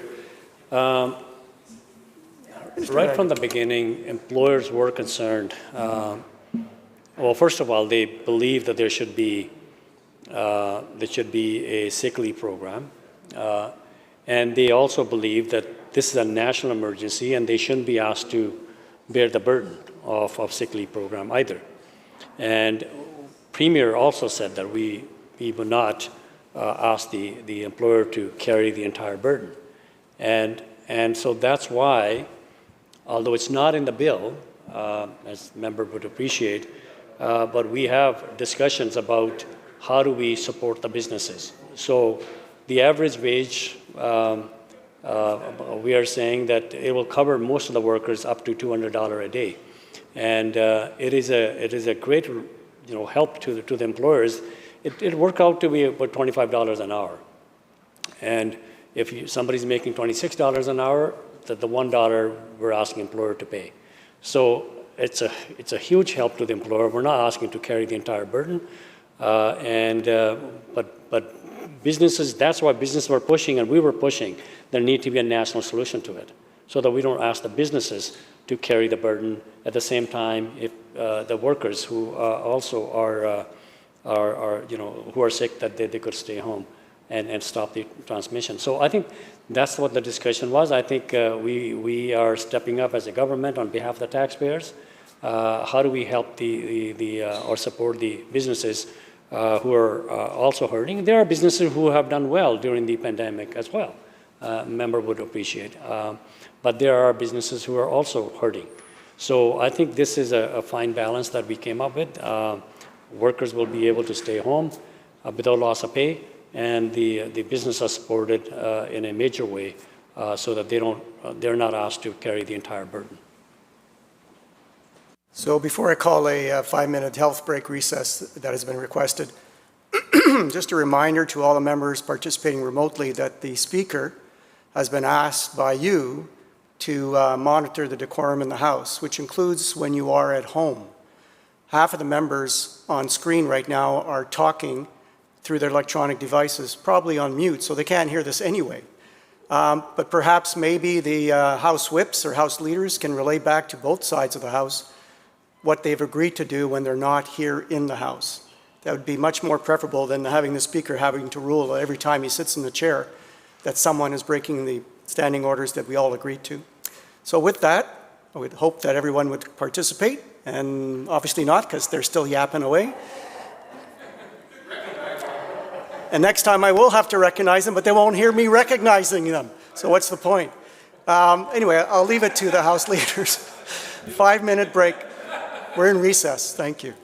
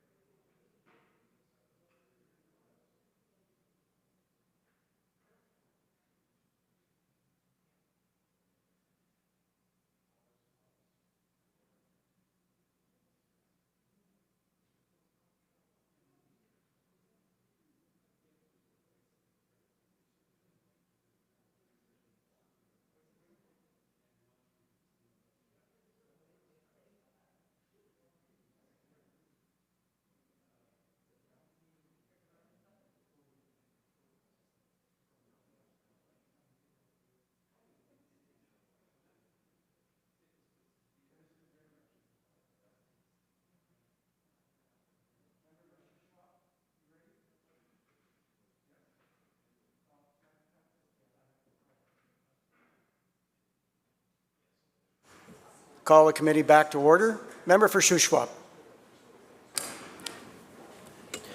Thank you very much, Mr. Chair. Through you to the Minister, just before the short break, we were talking about the consultation that was undertaken with business groups and organizations by government to help inform them with respect to Bill 13.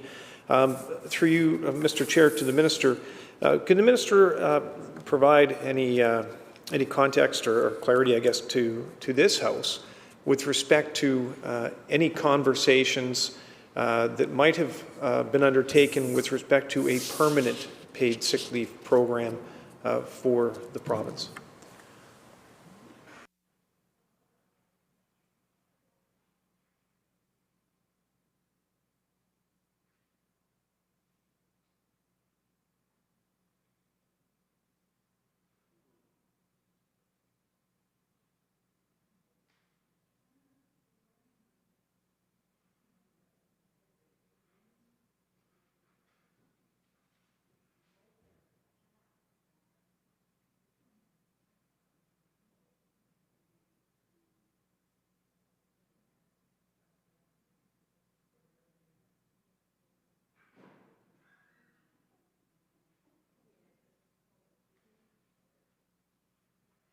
Minister. Thank you, Honourable Chair. Many stakeholders during these discussions, they shared the gaps that existed in workers' support during COVID, outside of COVID, and they suggested there need to be a permanent solution. And, there are some who would want X number of days permanently to be in place. And that's why we put the enabling language, Mr. Speaker, in this bill that would require for us to consult with all stakeholders between the time that this bill is passed and the end of the year. We have a number of months that we will be consulting with business groups, we will be consulting with the labor groups, workers, academics, and then we would determine what kind of permanent solution there should be. And that's why the consultation is important to us, and we will consult with all those who will be impacted by this, and then we will make a final decision before January 1st. Member. Thank you, Mr. Chair. Through you to the Minister. With respect to the consultation and I guess the discussions that would have been undertaken with respect to the potential need for a permanent solution to the problem, as the Minister has characterized, the Minister shared with us earlier that there was conversation amongst the business groups and there was a general consensus of a need, and there was certainly the desire, I think as the Minister has characterized it, of these organizations for a federal solution, for a national solution, which led to the letter that the Minister actually read some excerpts from today during this committee stage of the debate. So the conversations amongst those business organizations were for a federal solution. The organizations came together, put forward a letter specifically to the federal government, asking the federal government to respond with a federal solution in the middle of a pandemic. As the Minister has shared, in September, the federal government came up with a federal program, although temporary, and has had some shortfalls, did not necessarily meet the requirements that the ministry or the government had initially outlined and requested of the federal government. So as the Minister and the Premier had further consultations and discussions with these organizations, which would have included maybe more of a permanent program, as the Minister has alluded to, I'm just wondering if the context of those conversations were for, yet again, a federal solution to a permanent sick paid program, or if the conversations among those business organizations at any time, revolved around the potential for a provincially funded permanent sick leave program. And I think why I think that this is important, and we know that words matter, when the Premier and the Minister have indicated previously in the media and otherwise that businesses can no longer afford any additional cost burden. In the midst of a global pandemic, we've had over 8,000 business failures on account of COVID in the last 14 months. There's another 25,000 businesses that are at significant risk of bankruptcy and permanent closure. And so when the Minister and the Premier speak publicly and acknowledge the fact that businesses can no longer afford any additional cost burden, and the conversations around the different roundtables and the COVID Economic Recovery Task Force that the Minister had shared, when there's conversations around even a short-term or an interim measure to provide supports for workers, and the Minister has shared with us, there was a general consensus of a need. I would expect and fully appreciate that the majority of members around the table during those conversations would have expected any kind of short gap measures would have been covered through general taxation and through the COVID or the $5 billion COVID recovery fund. So as the Minister has shared, there was additional conversations around the potential need for a permanent paid sick leave program. I'm just wondering if the Minister can provide any additional clarity if it's his belief and understanding that the conversations around the need and necessity for a permanent sick leave program was under the auspices of a permanent program being made available by the federal government and funded by the federal government, or if there were specific conversations amongst those groups about the potential for a BC-led, BC-funded permanent sick pay program.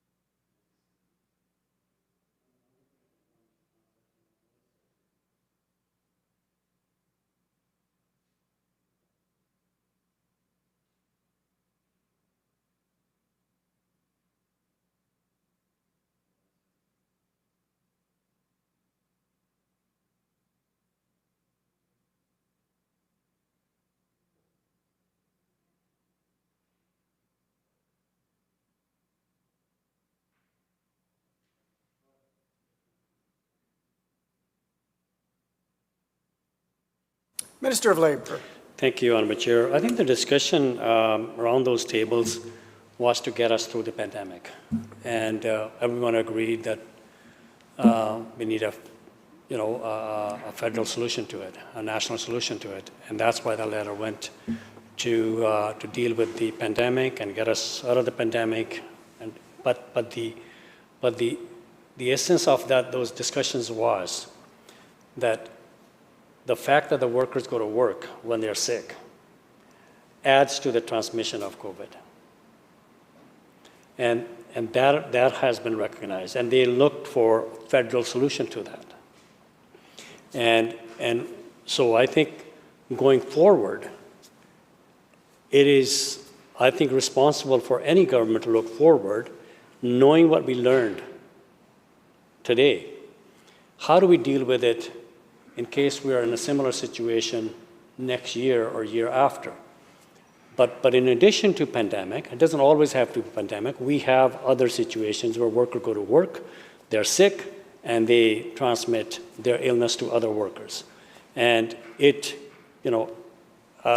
caused productivity and the absenteeism. And the member will know that because he owns the business. So I think that's why we putting this enabling language to get this discussion going. And that's why we would have a discussion, thorough discussion between now and December by talking to all those stakeholders who have brought those issues to us during this pandemic. And issue of workers to stay home when they're sick.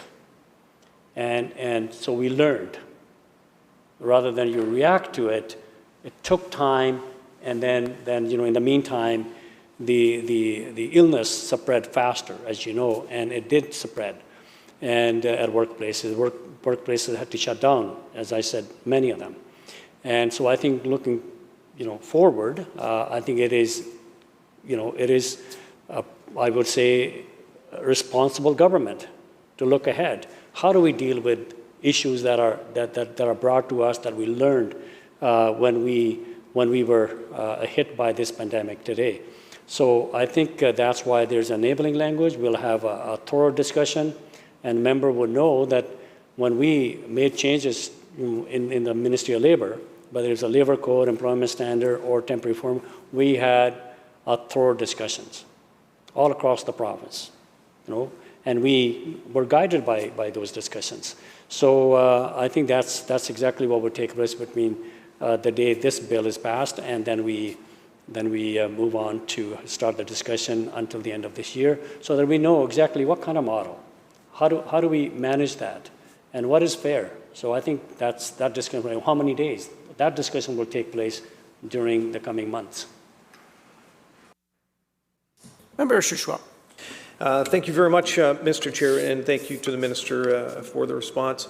I think what is very important to put on the record here today, and the information has been shared from the Minister with respect to the consultation that was undertaken and the direction and consensus that was provided by these business organizations that the Minister and the Premier have felt that they were incumbent to do this broad consultation with.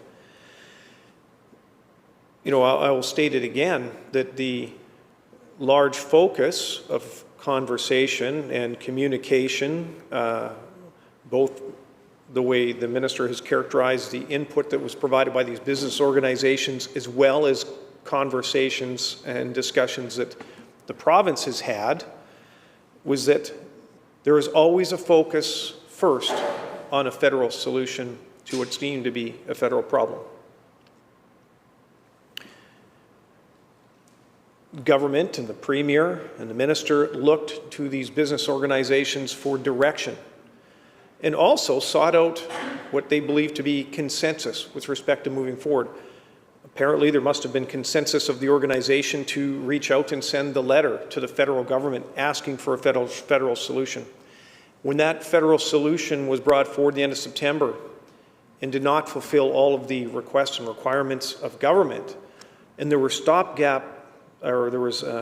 shortages or absences or a lack of funding for the 3 days that has been evidenced here in the House, again, the Premier and the Minister looked to these business organizations represent thousands or millions of workers around the province for some direction and guidance. And that there was consensus around the table that yes, there was a need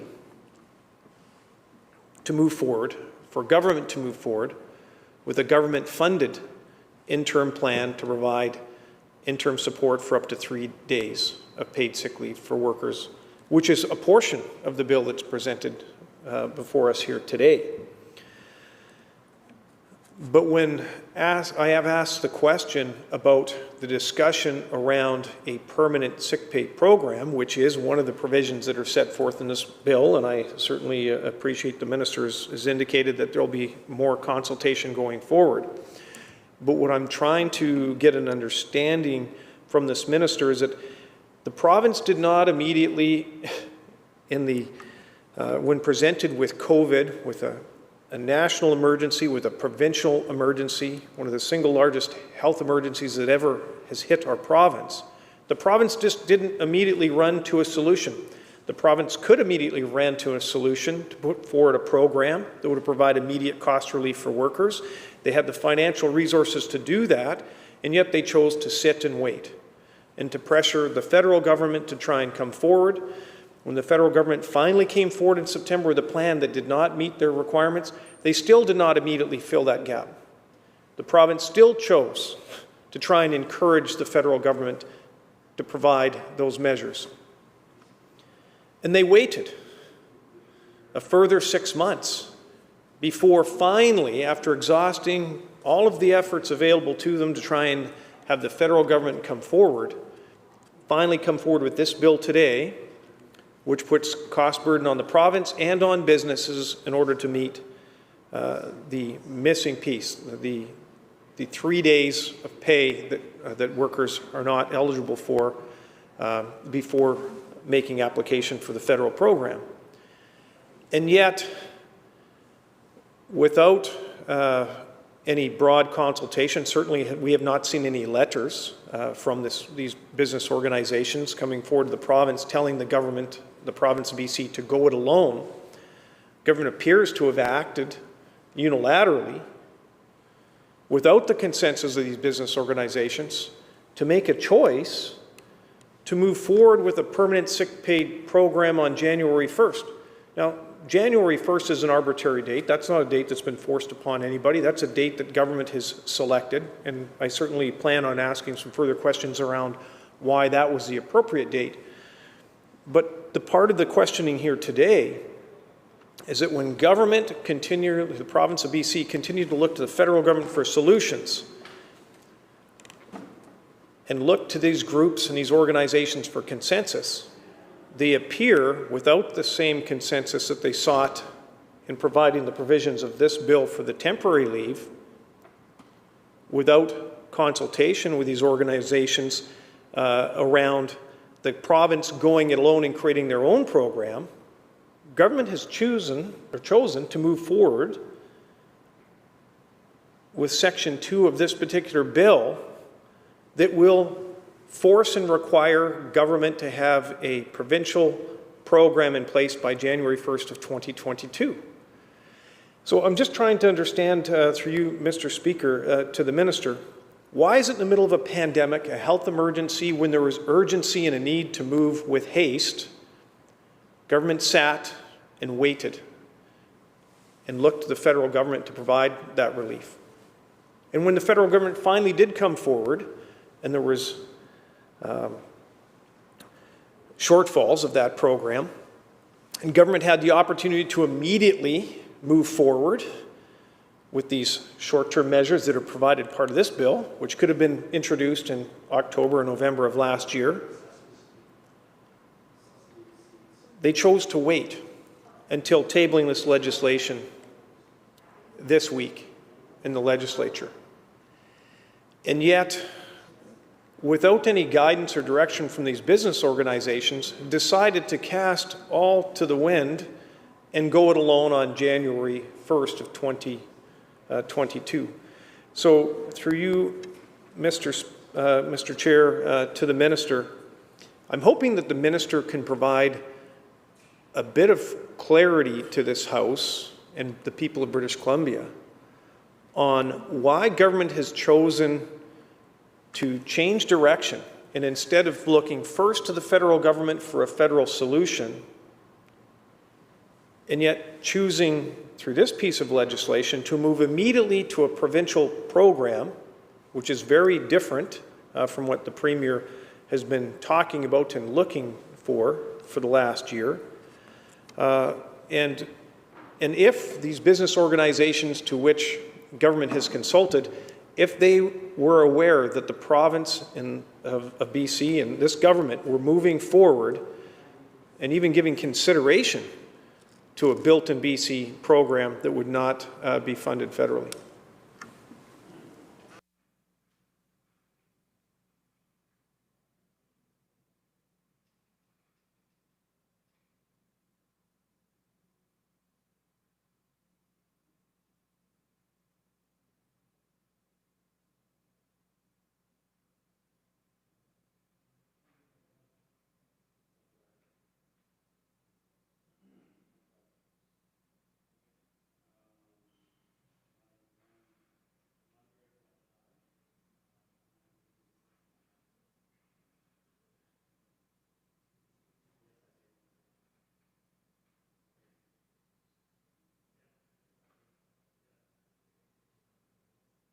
Minister of Labour. Thank you, Honourable Chair. Just for clarification, the member asked a question about Section 2. And I'm asking if have we passed Section 1? Member on Section 1. Clause 1, sorry. To the Minister, no, we have not got through Section 1. And I appreciate that the portion of my question related to Section 2, but I'm just trying to establish what the mindset was of the consultation. And I guess if the Minister would like me to withhold any conversations around the consultation piece and to talk about consultation yet again when we reach Section 2, I'm happy to do that. But while we're covering consultation broadly for all aspects of this bill, I think it probably would be timely that if we could handle the consultation piece for the entirety of the bill at this juncture, but I will take direction from you, Mr. Chair, or the Minister.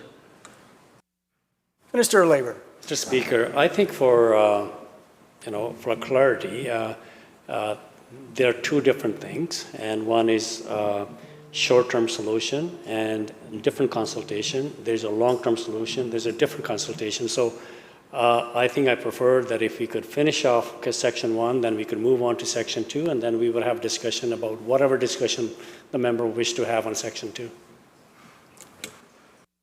Sir Schwab. Absolutely happy to take the Minister's suggestion.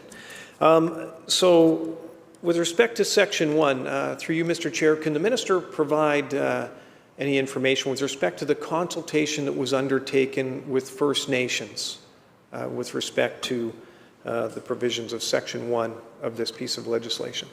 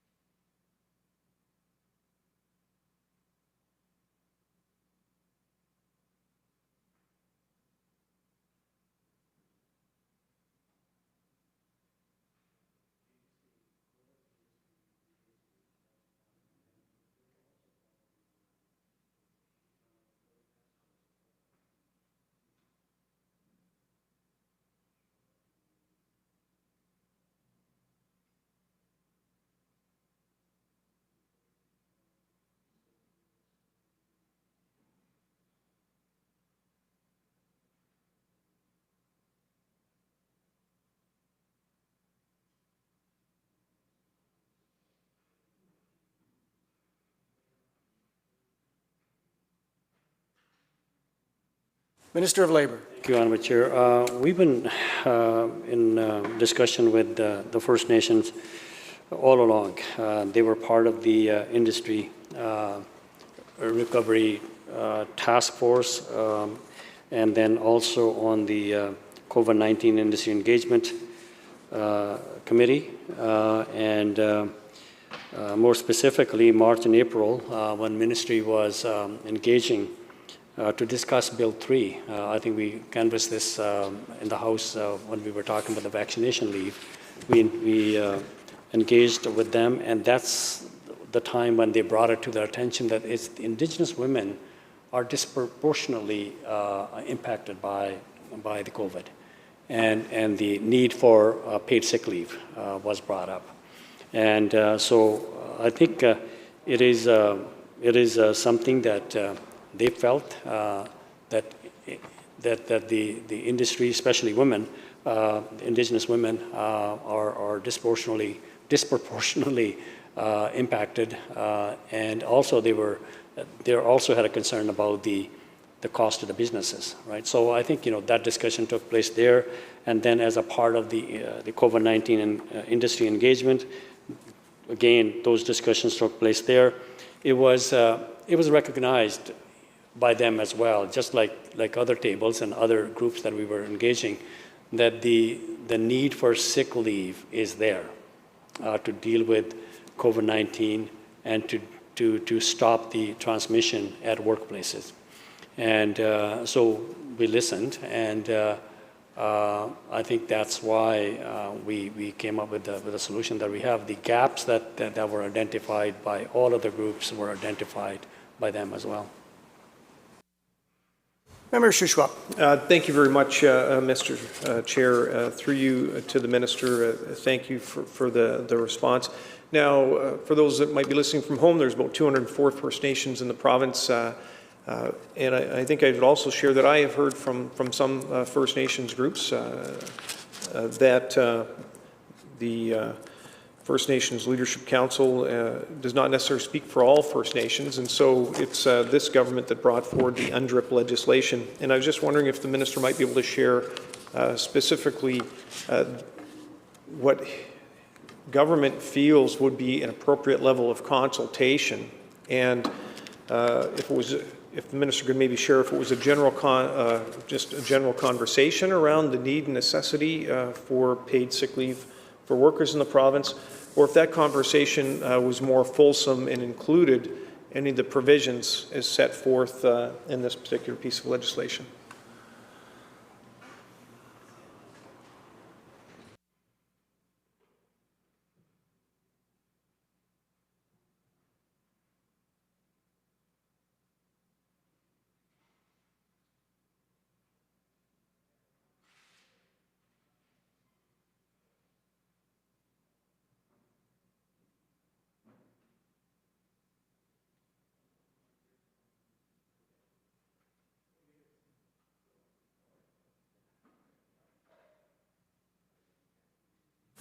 Minister of Labour. Thank you, Honourable Chair. Welcome back. We're still here. On Section 1, Mr. Chair, so that you know, Mr. Speaker, no, I think I gave the answer to the member before. The specific content of the bill were not shared with this group or any other group. General discussion took place, and consensus was the need to have sick leave provisions for workers to stay home without loss of pay, and then the employer should not be asked to carry the entire burden. So I think those are the two principles, and that's where the consensus were. And they all agreed the solution is the federal solution, and they all agree that there are gaps. And one of the gap is the first 2.5 days for worker to qualify for the federal program.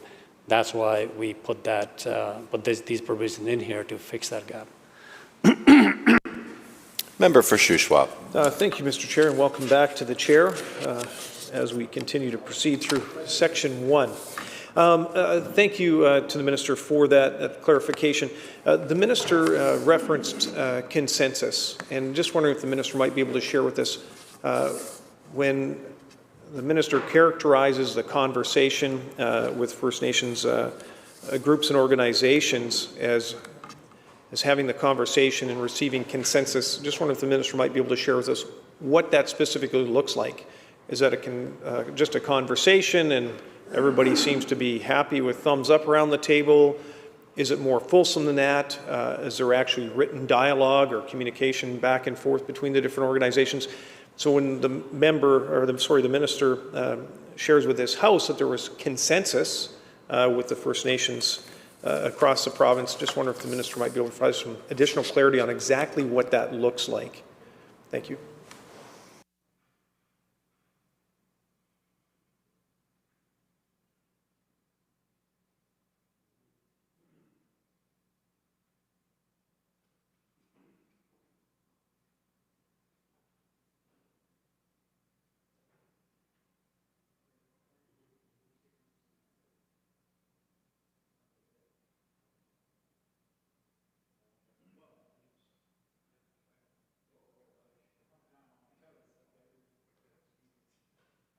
Minister of Labour. Thank you, Honourable Chair.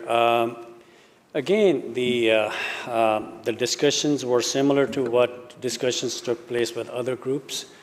Again, the common understanding was the need for sick leave. So the worker can stay home when they're sick, don't go to work and add to the transmission of COVID. And the discussion around the gaps in the federal program. And that's where the common understanding was with other groups that we talked about earlier and with Indigenous. And so we took it from there that there's a need to deal with the sick leave provisions. Federal program have gaps and we need to fix them, and that's what we're doing with the bill. Member on Clause 1. Thank you, Mr. Chair. Through you to the Minister. Is the Minister able to share with this House whether those conversations, those discussions that the Minister characterizes as having consensus, if that satisfies what government would believe to be free, prior and informed consent?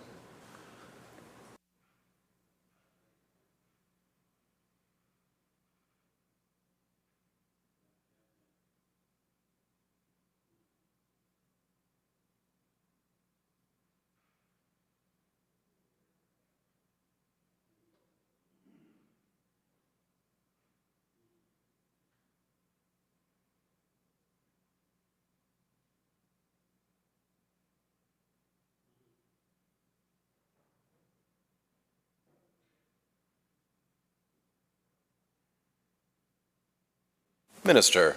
Thank you, Honourable Chair. And I think member mentioned earlier, and I didn't use the consensus to describe this particular discussion. The understanding, as I said, is that there's a need for sick leave. That was, from discussion, from table to table to table. That was the discussion to deal with this pandemic. There is a need to have a sick leave provisions. That's why the letter went to the federal government by the business community. And we had letters from other stakeholders that there should be a sick leave provision, both long-term and short-term. And the same discussion took place at those tables. And that's where it was, they all basically were coming to one understanding that there's a need, there's a gap to support the workers who need to stay home. And and they also, understanding also is that there's a gap between the federal program. The understanding also was the federal solution is the right solution. And I agree with them. And so how do you deal with the federal solution that has those gaps in there? And one of the gap is those first 2.5 days. And that's what this bill will do to fix that gap. And hopefully it will, not hopefully, but it will give workers the ability to stay home when they're sick, when they wake up in the morning and they feel they have the signs and they have symptoms.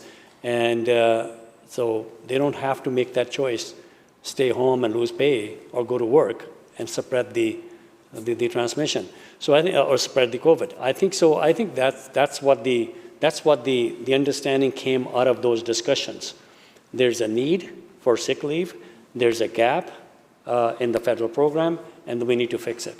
And that's what we're trying to do with this bill, and this bill will address that. Member. Thank you very much, Mr. Chair, through you to the Minister. I appreciate the comments and him confirming that it was not his intent to identify that there was consensus necessarily from First Nations. But the Minister has characterized the conversation with business organizations and the general consensus, I guess the general conversation, the general support, and it also appears, and the Minister certainly more than happy to correct me if I misunderstood, that the conversation with First Nations around the province was a very similar conversation. The Minister has shared that some organizations have actually written letters actually requesting specifically that government move forward with paid sick leave provisions as set out in this particular piece of legislation. But since government moved forward with the adoption of UNDRIP and DRIPA, I'm just trying to have a better understanding of what additional obligations or efforts or undertakings government has taken with respect to legislation. And it's certainly my understanding at this point in time that government feels that there is a need and necessity to actually consult on this particular piece of legislation with First Nations. Otherwise, the Minister would have probably characterized it differently, and I'm certainly stand to be corrected. So in light of the Minister's answers and the fact that government felt a need or a requirement to consult First Nations under this piece of legislation, which will have force and effect over businesses that are covered under Employment Standards Act operating on First Nations reserve lands across British Columbia, just looking for some clarity on what consultation actually looks like and how government is able to satisfy that they have actually achieved said consultation when this bill was only tabled here just a few short days ago. So, I certainly appreciate there's a requirement, an obligation of government to have conversations with business groups, with municipalities, with First Nations around the province, but when there's specific legislation that sets out the requirement for consultation on legislation that has impact on First Nations and First Nations lands, I'm just trying to understand, through you, Mr. Chair, from the Minister, if he can provide any clarity to this House, what additional efforts or undertakings this government has taken in order to satisfy the very important consultation that we have legislation tabled in this House in order to direct government in their future endeavors, especially when it comes to the tabling of legislation that will have impact both to First Nations peoples and the lands that they occupy.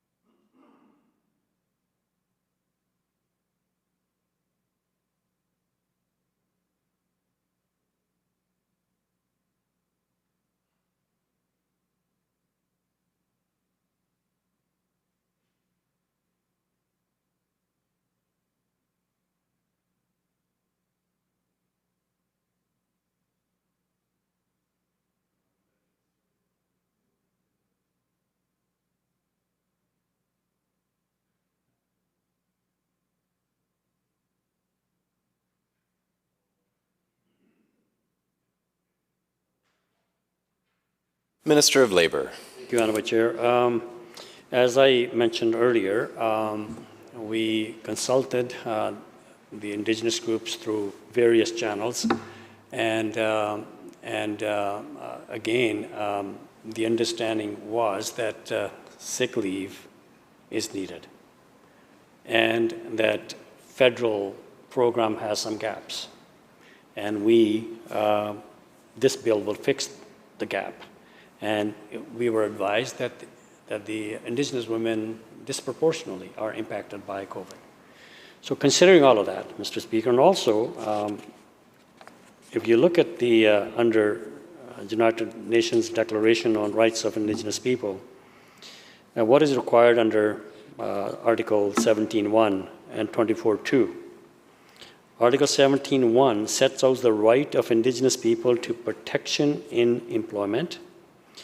Indigenous individuals and peoples have the right to enjoy fully all rights established under applicable international and domestic law.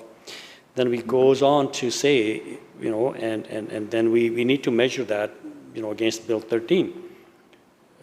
Is the Bill 13 consistent with the United Nations Declaration on the Rights of Indigenous People as required by Section 3 of the Declaration on the Right of Indigenous Peoples Act? We are mindful of the requirement of Declaration on the Rights of Indigenous People as we develop this legislation. We completed an assessment of this legislation as it relates to aligning with the United Nations Declaration on the Rights of Indigenous People. Paid COVID-19 sick leave and paid personal illness and injury leave, as Bill 13 proposes, are consistent with the rights described in the UN Declaration. Member. Thank you very much, Honourable Chair. Through you to the Minister, I appreciate the additional information provided. But when it comes to consultation, it does not appear that the consultation with First Nations is any different than consultation that was undertaken with any other business organizations. Should this bill pass, and government with a significant majority, I'm sure it likely will at some point in time, this bill will have an impact. It'll have force and effect over businesses that are operating on First Nations reserve lands that are covered under the Employment Standards Act. And with 204 different First Nations in the province, and it's certainly the UNDRIP legislation, all members of this legislature supported, but it certainly was not our legislation. This is the government's legislation. They felt it imperative to bring it forward in order to set in legislation, in law in this province, the need and necessity for consultation. And yet, so far, during this inquiry, I have not heard from the Minister any additional efforts that were undertaken to provide that consultation.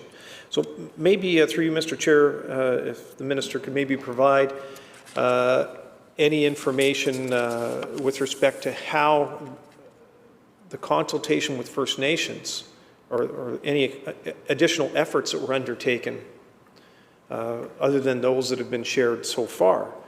Have any letters been written? Is there any direct written communication with the 204 First Nations in the province seeking their input, guidance, thoughts, suggestions? And I think further to that would be is that if I was to contact the 204 First Nations in the province, would they even be aware that this bill has been tabled? Has government taken any additional steps to even notify the 204 First Nations around the province that this piece of legislation is even brought before the House and even being debated? So, my inquiry is not to challenge the merits of the consultation. Well, maybe it is a bit to challenge the efforts that have been undertaken, but just to have a better understanding. When we have a significant amount of time and energy that were put into the adoption of the legislation around UNDRIP in this legislature, I'm just trying to have a better understanding what efforts government is actually undertaking to actually live up to those requirements and obligations. either written in statute or even just a general understanding. I think that most First Nations around the province would think that there's going to be a new way of doing business in this province. That is certainly the way that members on the opposite side characterized UNDRIP. And yet, so far yet under this inquiry, the only thing that has been shared by the minister with respect to the consultation is some general conversations in conjunction with a conversation around a lot of other business organizations. So through you, Mr. Chair, to the minister, maybe the minister can provide a little bit more clarity on the specificity of any direct communication with First Nations, the 204 First Nations around the province, either prior to the tabling of this legislation or even in the last 3 days since this bill was tabled here in the House.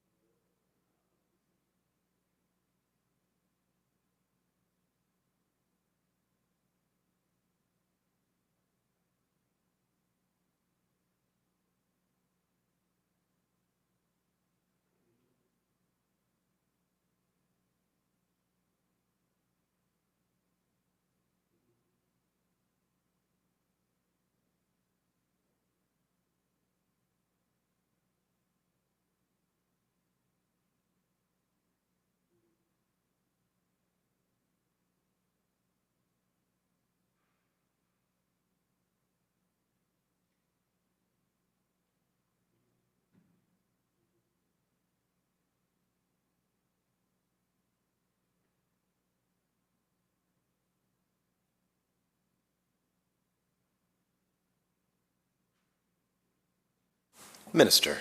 Thank you, Honourable Chair. I think the member full well knows when you talk about consultation with other groups, no, we did not write to every business in this province, every union in this province, every union member in this province to consult on this particular bill. Their representatives were on that table. I think same thing with the Indigenous groups. Their representatives were on those tables. Those discussions took place, and general understanding was that sick benefit, sick leave is needed to deal with pandemic, and they all identified that there are gaps. And I mentioned specifically when we were dealing with the First Nations groups, they identified that the women of Indigenous women are disproportionately impacted by this. So that's the kind of discussion and engagement took place. And they identified that the gaps are there and we need to fix those gaps. And I think that's what we're doing with the provisions of this bill. But no, we don't discuss the content and the provisions of any legislation with anybody before we bring it into the House. So the general discussion, the need for sick leave,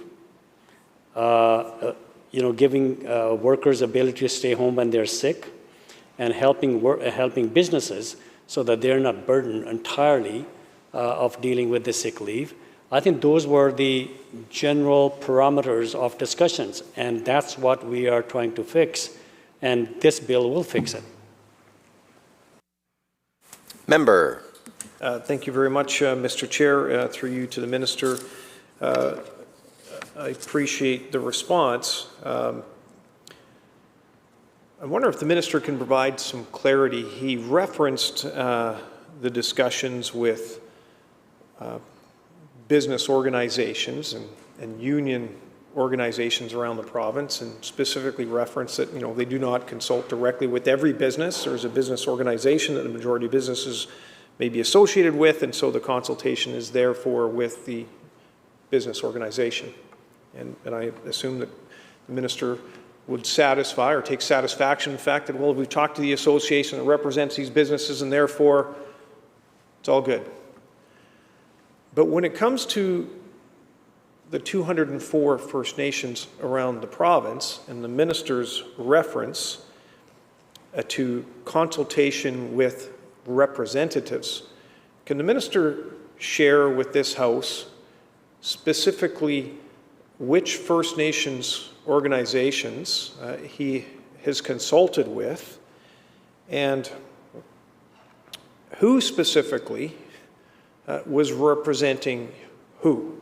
There are 204 First Nations, as we know, in the province. I'm just trying to get a bit of clarity so when the minister feels that he's satisfied the requirements of consultation with First Nations, how can he actually demonstrate that that in fact occurred?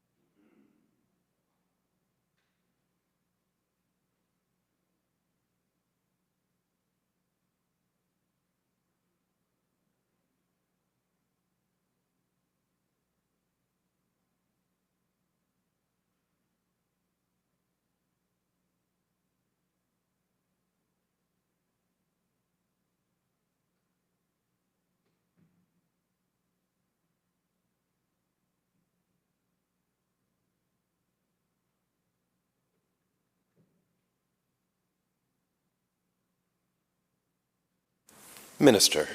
Thank you, Honourable Chair. Discussions about pandemic and economic recovery, as I said, went on since early last year, and then when we specifically needed to discuss certain issues, especially on the COVID-19 Engagement Committee, we discussed Bill 3, and this is where the discussions took place about the need for the sick leave. The representatives were First Nations Health Authority, which government has been engaging on other COVID-19 measures. We presented the issue of paid COVID vaccination leave to BC COVID-19 Industry Engagement Table on March 29, as I mentioned earlier, which include leaders and senior representatives from BC Assembly of First Nations, First Nations Summit, Union of BC Indian Chiefs, and the First Nations Major Project Coalition. Also, we had the consultation with the Minister's Advisory Council on Indigenous Women and the BC Association of Aboriginal Friendship Centres to obtain a variety of perspective. Those are the discussions where issue of the Indigenous women disproportionately being impacted during this pandemic, and the need for, in addition to the vaccination leave, but also the need for sick leave issue brought up, and how do we help those workers employed by First Nations and elsewhere. And I think that's where we realized that, the groups identified there's a need for sick leave. There's a need for sick leave provisions and the gaps that we talked about. I think that's where we took the initiative. We took the information from, and so we believe that, but they believe, through these discussions that the sick leave provisions are needed, and the gaps are there as well, in addition to the vaccination leave that was needed. Member. Thank you, Mr. Chair, and thank you, Minister, for the additional clarification.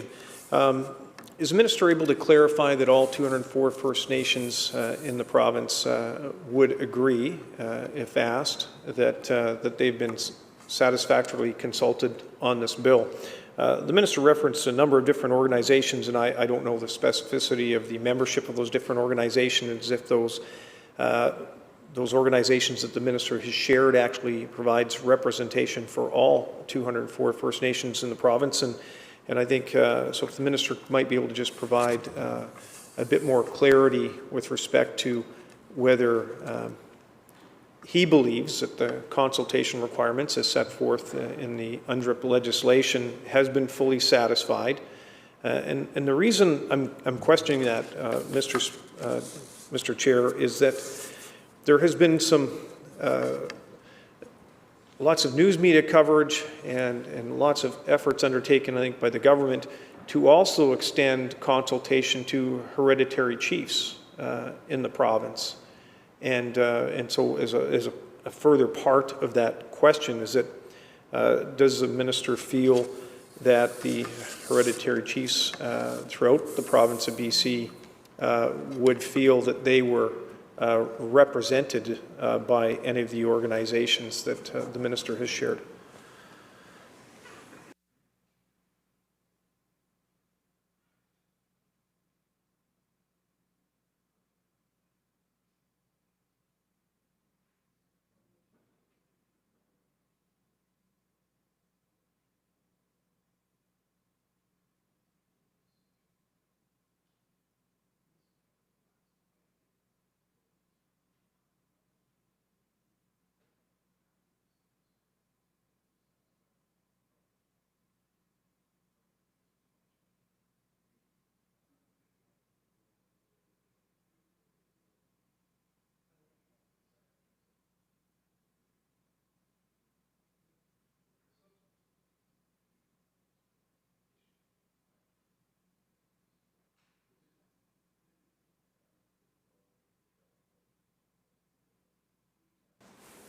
Minister. Thank you, Honourable Chair. And we consider our responsibility under DRIPA, and when we were looking at Bill 13 and also the consultation we took place with the Indigenous groups that I mentioned, and we are satisfied that it meets the requirements under DRIPA. Member. Thank you very much, Mr. Chair. Through you, appreciation to the Minister for that response. Just wondering if the Minister can share with this House, and I'll just go straight to the question. What is the Minister's test for evaluating whether a collective agreement or employee benefits meets or exceeds the provisions that are set forth in this legislation?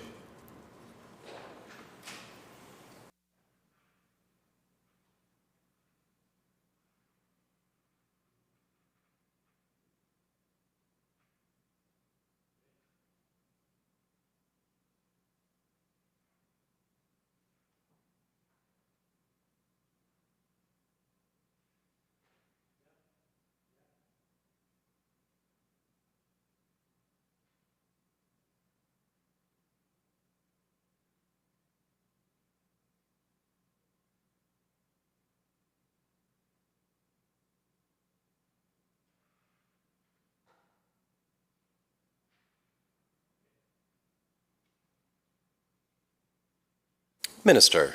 Thank you, Honourable Chair. The Section 3.2 specifies that the paid illness or injury leave provision of the collective agreement will prevail if they meet or exceed the corresponding provision of the Act. Parties may resolve questions or disputes on whether a collective agreement meets or exceeds the Act's paid sick leave provisions through the grievance arbitration process. Member. Thank you, Mr. Chair. Can the minister provide some further clarification on what the arbitration process would actually look like or entail, where there are differences of opinion?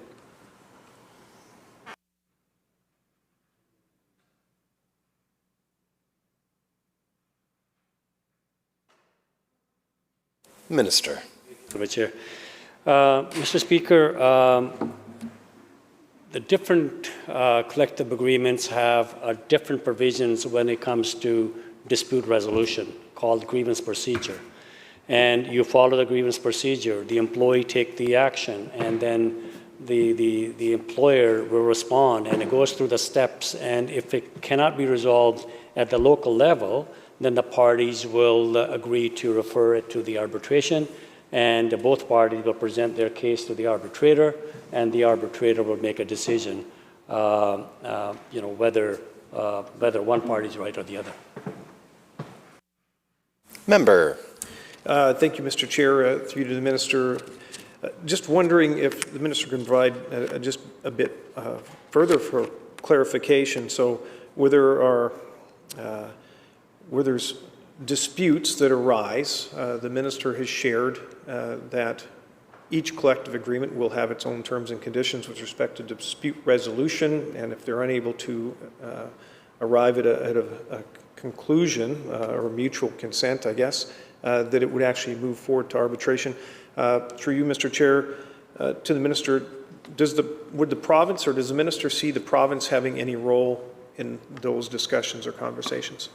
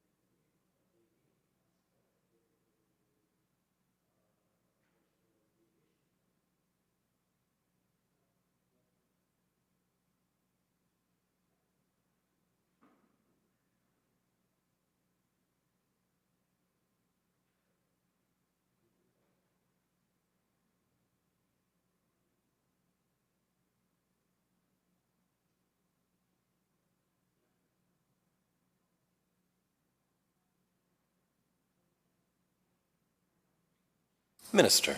Thank you, Honourable Chair. This particular provision exists in the employment standard today to deal with other areas of the Act compared to the collective agreement, meet or exceed. I think the purpose behind here is that no one is able to negotiate less than the minimum of standards listed in the employment standards. So I think that's what it is. The union and the employer know how to deal with their disputes if arise from any terms of their collective agreement, within the terms of collective agreement, and then they follow the grievance procedure. And then they will move on to arbitration if they cannot resolve locally among themselves. Now, they may reach out to the Labour Board for mediation and to help, and that those provisions are available to them as well. Member. Thank you, Mr. Chair. So in the instance where the union organization or the union representative may determine or believe that their provisions meet, exceed the provisions of this Act, if there's any challenge between that, would it be then deferred to employment standards? Because there, and maybe I could ask the minister maybe just to provide a bit more clarity. So the concern I think that I'm trying to raise or get clarification on is that with the meet or exceed provision of this particular bill, if there's a dispute within an organization where they feel internally that that their provisions actually meet or exceed the provisions of the Act, but an employee or an employee representative group or the union feel that it doesn't, who would make the determination of that dispute? Would the government actually participate in that? Would it be employment standards? Or through Mr. Chair, maybe the minister could just provide a bit more clarity on how he sees a dispute of that nature being satisfied. Minister. Thank you, Honourable Chair. Look, every union and employer who have a collective agreement, they know how to handle disputes arising out of the collective agreement. This is nothing new. They know, for example, if somebody was called in out of line of seniority, somebody was laid off out of line of seniority, which contravene the collective agreement. One says, you are not following the collective agreement, other says, we are. And if they cannot resolve that dispute, then they move to the arbitration. As I said before, same thing here. If the union believe that the collective agreement has less than what is listed here in the Act, then the union could argue, well, minimum 3 days is allowed under the Act, therefore that's how much we are entitled to. Employer may say we already have 4 days. So I don't know where the dispute is going to be. It's very clear whether you have 3 days more or you don't. And if it's less than 3 days, then the Act applies. If you have more than 3 days, then the collective agreement applies. If there's a dispute between the two parties, they know how to handle through the collective agreement and the grievance procedure. And if they're not able to resolve themselves, they write to the arbitration. Arbitrators are available. And again, there's also understanding between the parties. How do they select the arbitrators? So I think they already know how to handle disputes arising out of the collective agreement. And this is not the only provision that require meet or exceed. There are other provisions. So the collective agreements already, or the union and the employers already are dealing with those issues. And I haven't heard any issues with that. Member. Thank you very much, Mr. Chair. Through you to the minister, the minister could share with us how long will an employer or a collective agreement have to adapt if they have paid sick day provisions in place that don't currently meet the standard?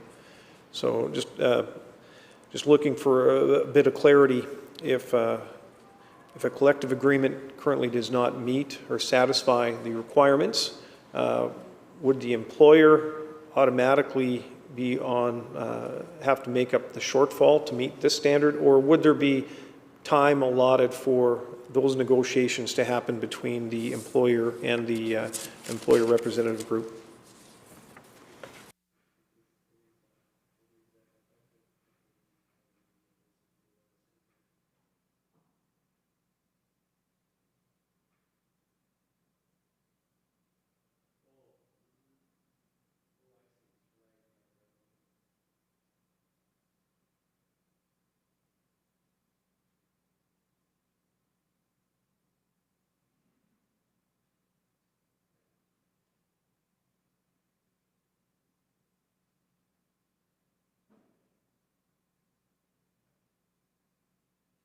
Minister. Thank you, Honourable Chair. I think we're talking about Section 2, and which will come into effect January 1st of 2022. after January 1st, 2022, I think the normal procedure is that the union and employer will meet to decide whether their collective agreement meet or exceed the provisions of this act. And if it does not, then the provision of this act will be deemed to be part of the collective agreement. So if they have less than 3 days, the collective agreement would deem to have 3 days. And so they will discuss that, and they would decide that the provision of the collective agreement, if they exceed, they will agree it exceed. If it does not, then they would agree it does not, and then the provisions of this act will apply. So, member for Shuswap on Clause 1. Thank you for the additional clarity, and maybe if I could just have a few-minute break, would that be acceptable to the minister? Thank you, member. We will recess for 5 minutes. Be back at 4:50.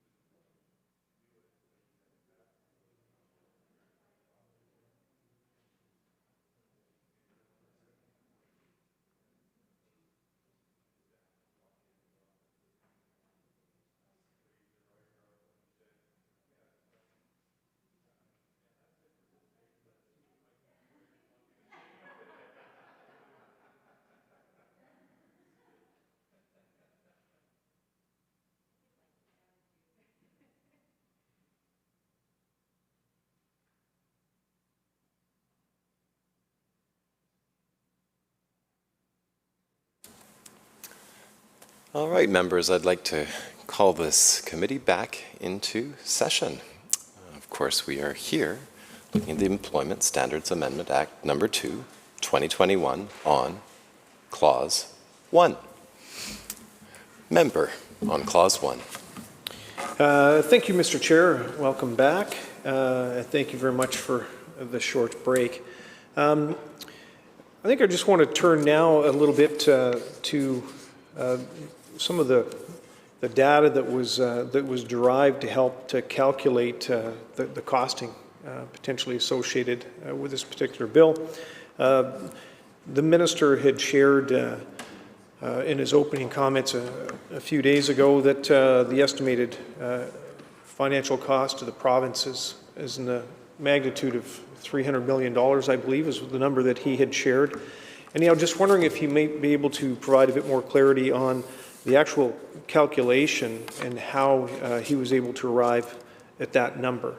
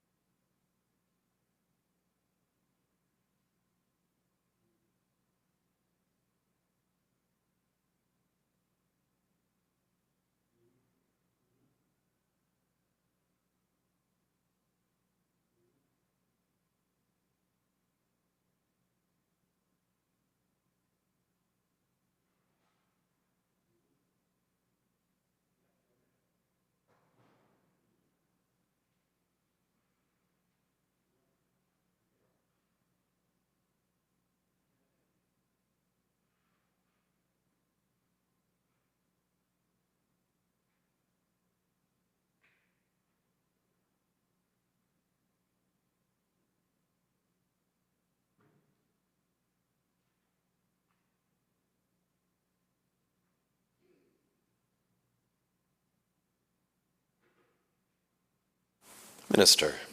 Thank you, Honourable Chair. I think I also said that it is very difficult to pinpoint the real cost of this program because hard to tell how many employees actually will take advantage of this particular benefit. Again, depends on how many becomes ill with COVID-19. It is not something that anybody can actually pinpoint. But for the estimate purposes, I'm advised that what they looked at is the best estimates is that the rough cost could be about $320 million plus or minus. It's based on, as we discussed earlier, that just over 1 million employees in British Columbia who do not have paid sick leave are the people that we are trying to deal with. And out of those, they're estimating if 60% of them take advantage of this, that's 600,000 employees. And that's how you come up with the $200 per employee per day. And that's how you come up with the cost of $320 million plus or minus. Member. Thank you, Mr. Speaker. Just a further question to the minister. Does the minister estimate, or in that calculation, did they determine that all workers taking advantage of the provisions of this bill would utilize it for the full 3 days? Maybe the minister could just provide some clarity just to exactly what the math was. And then I think further to that, if they could provide a bit additional clarity, the minister indicated it was a best estimates guess with respect to where it was at. Just also if there was any provisions or calculations undertaken for a high or a low, and with respect to the uptake, I'm looking to summer months, people likely are less likely to get sick, less likely to actually take advantage of the provisions of this bill, and just what weighting factor might have been applied for the flu season. And I know that the provisions of this bill largely in the anticipation was that this would be to help reduce illness in the workplace, largely around COVID, but there are other illnesses obviously that people may have that would avail them to the provisions of this bill.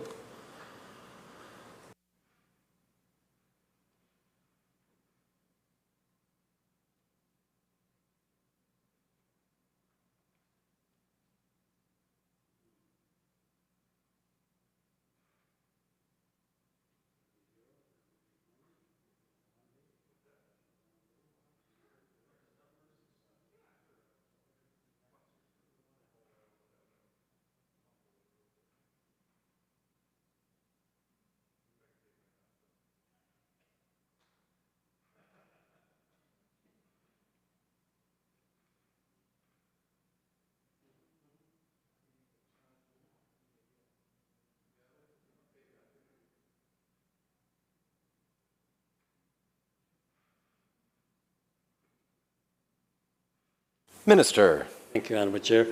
The numbers I gave you is based on if all those who qualify take advantage of this, this benefit for all 3 days. If they, utilize, if the average comes to 1 day, then, we could calculate that based on 1 day, which would be then 1/3. If average comes to 2 days, then again, you could do the calculation. So that's how the calculations would come up. The lowest number is 0, the highest number is $320 based on all those workers who may qualify, all 600,000. That's the estimate. That they believe that 60%, those who don't have a sick benefit program right now, out of them, they think 60%. If the 60% take advantage of all 3 days, that's the cost. Member for Abbotsford West on Clause 1. Thanks, Honourable Chair. The conversation that has now begun relating to an important aspect of the program that is created and the public policy that's created in Bill 13, not insignificant the cost. So we've heard the number which the Minister has repeated, and he has, I think, correctly alerted the committee to the fact that you have to talk about ranges when making estimates of this sort. But I think the committee and certainly the opposition is interested in some of the assumptions, some of the additional assumptions that have gone into the creation of that figure. First of all, can the Minister help the committee by confirming on the record what's the period of time we are talking about for that $320 million estimate, from when to when?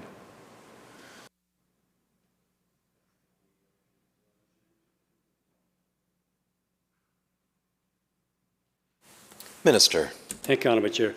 It is to cover from the royal assent, when we received the royal assent in this House on this bill, to December 31st of this year. Member. And so we are in May, roughly a 7-month period, depending when in May the bill receives royal assent. And the Minister has indicated that that calculation is based on an estimate of 60% of roughly 1 million workers accessing the public policy or taking advantage of the public policy for 3 full days. Is that correct? Minister. Correct. Member. If those estimates are on the around participation are on the high side and actual participation is lower, the cost would be less. if those estimates are on the low side and participation is higher than that, the cost could be more than $320 million. Is that correct?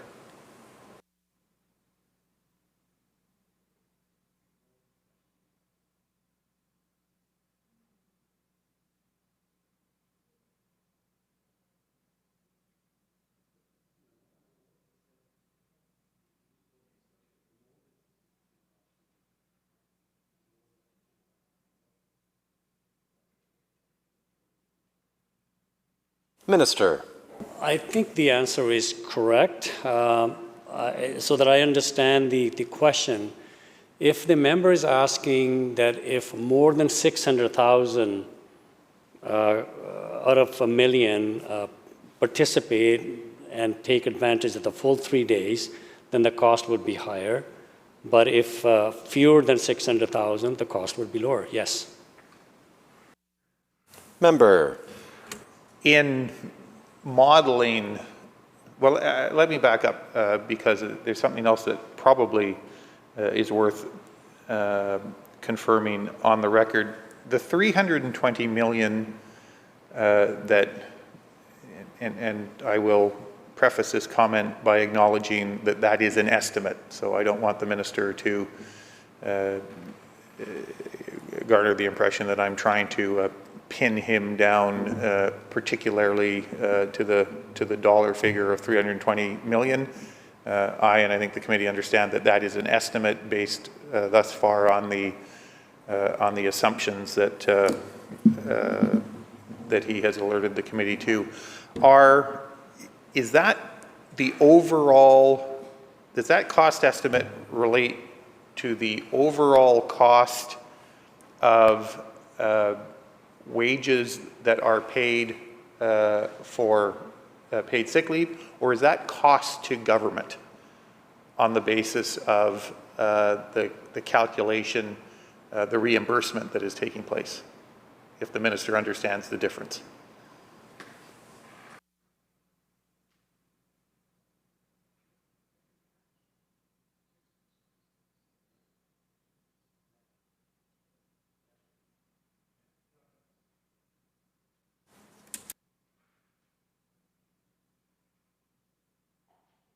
Minister. Thank you, Honourable Chair. It is the cost to the government based on $200 per day per employee if they all take advantage of this benefit based on the number of estimates that we talked about. Member. Thanks, Honourable Chair, and the minister anticipated my question. So that is, that calculation relies upon the following assumptions. First of all, it relates to a 7-month period. It relates to an estimate of 600,000 employees availing themselves of the provisions for 3 days, and that drives the calculation, the $200 calculation. Is it fair to say, I believe that the minister and the government have acknowledged that the $200 is not likely in all cases to be entirely sufficient to cover the cost of the unpaid leave. Has the minister and the government developed estimates of what the costs beyond that amount, which would accrue to the employer, what that will be?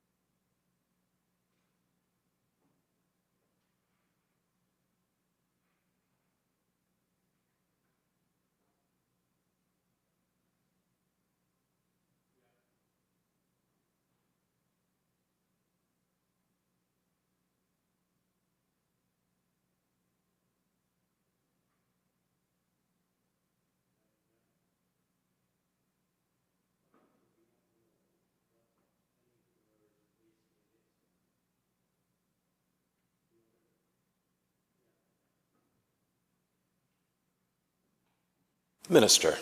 Thank you. The answer is no, because it is difficult to know which employer has what wage scale. And many higher wages employers, I mean, generally speaking, have sick leave provisions in there. This is to deal with employers with the low wage employees. So that's where we pick up, it's about $25 an hour to come up with $200, is to capture most of the low wages employees and those employers. And it is, I would say, almost impossible to figure out how much additional cost to all of those employers who don't have sick leave provisions in their operations, and what wage scale they would be. How many of those employees are $26 an hour, $30 an hour? And those trades, you're going to go any higher, you're talking about trades and skilled labor. Most of them enjoy a sick leave provision. So I think it's difficult to figure out for the government what the cost over and above this would be. Member. Thanks, Honourable Chair. I'm not sure, in fairness, that I agree with the Minister's last statement about higher skilled workers always enjoying paid leave provisions in many parts of the construction sector. I don't think that's the case at all. But I'm not here to argue that point with the Minister. What I take from the Minister's last response, however, and recognizing that in costing the program to government, there was an element of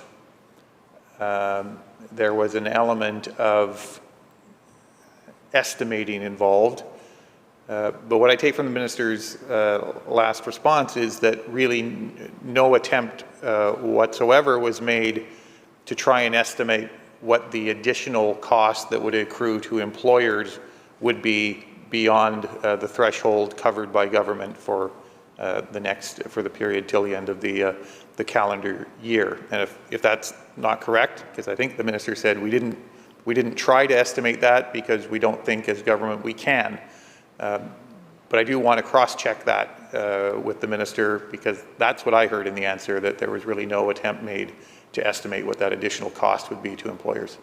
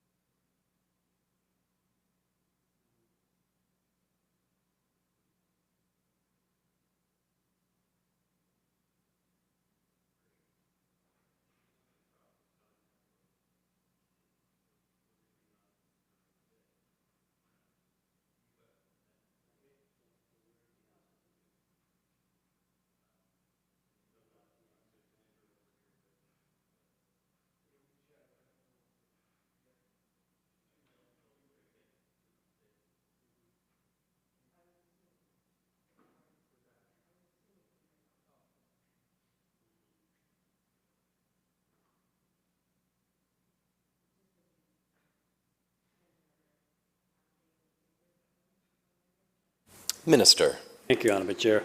I think the intent of this provision and the direction that the government's taking is to cover as many employees as possible. And using the average wage would cover majority of the workers that we are trying to protect here. And those are the one who would take advantage of this, the provisions of the Act and the benefits. So that's the kind of estimate we use, the $25 as average. That would cover majority of the workers that don't have sick leave provisions now at workplaces, and that's the direction we took, and that's why we use this formula. Member. Thanks, Honourable Chair. I'm not at this point quarreling with what the Minister says the intention was. I am a little bit surprised, though, that in circumstances where the government is introducing a significant public policy change, that the analysis that would have taken place would have stopped at what the direct cost to government is estimated to be and would not have included an additional analysis that says, and we believe that the introduction of this new public policy will result in an additional cost to employers and identify a range, if not at least, if not an actual figure. But the Minister seems to be telling the committee that the second part of that analysis did not take place at all. And I certainly don't want to put words in the Minister's mouth, but that's what I think he's saying, that the government analyzed the first part and came up with a number, but hasn't conducted any analysis with respect to the second part and the further costs that may accrue to employers.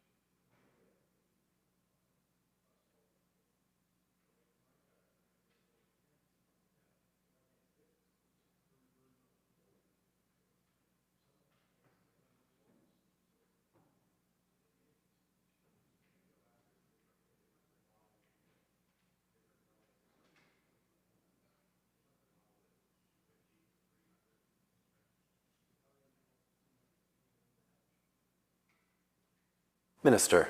Thank you, Honourable Chair. Again, come back to the real purpose behind this bill. Employer were anxious to have sick leave provision because they realized it is going to benefit them. And it wasn't there before, so they lobbied the federal government. Federal government came with a program, have some gaps in it, and then we realized at the end of the day that we need to come and deal with the gaps. So it is a benefit to the employer, and certainly it will stop the transmission, and the workers also will benefit as a result of, if they need to take time off, they don't need to they won't be forced to lose money. So the way we designed this was that majority of the employees who would be taking advantage, covered by those employers, will be covered by $200. Certainly there are some employees who make more than the average wage. How many those are, how many employers have sick leave provisions for those is not the information isn't available to figure that out. So I think the idea here was to help the employer who were pushing for sick leave provisions, and at the same time cover as many employees and employers as possible with the provision of this clause, and that's the purpose behind this. Member. Okay, well, let me try this a slightly different way, because I still have some recollection of the kind of advice and capable advice that the minister and the government would have received in proceeding with this kind of a change in public policy. The government settled on a figure of $200. My sense is that in costing the program, the minister would have had the benefit of estimates, and his colleagues would have had the benefit of estimates, cost estimates to government for the next 7 months of coverage at $175, $150, $225, $250. The government would have wanted to know in advance of settling on the $200 what the estimated costs were at various levels of coverage. Is that a fair assumption for me to make in this committee?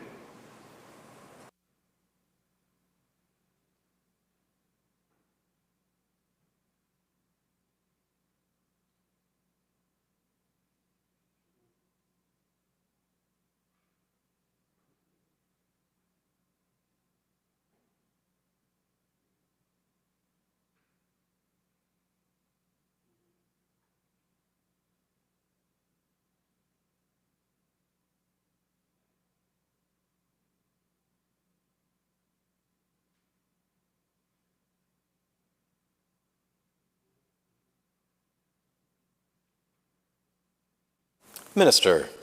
Again, like I said, Mr. Chair, with the program, we are trying to cover as many employees and employers as possible with $200.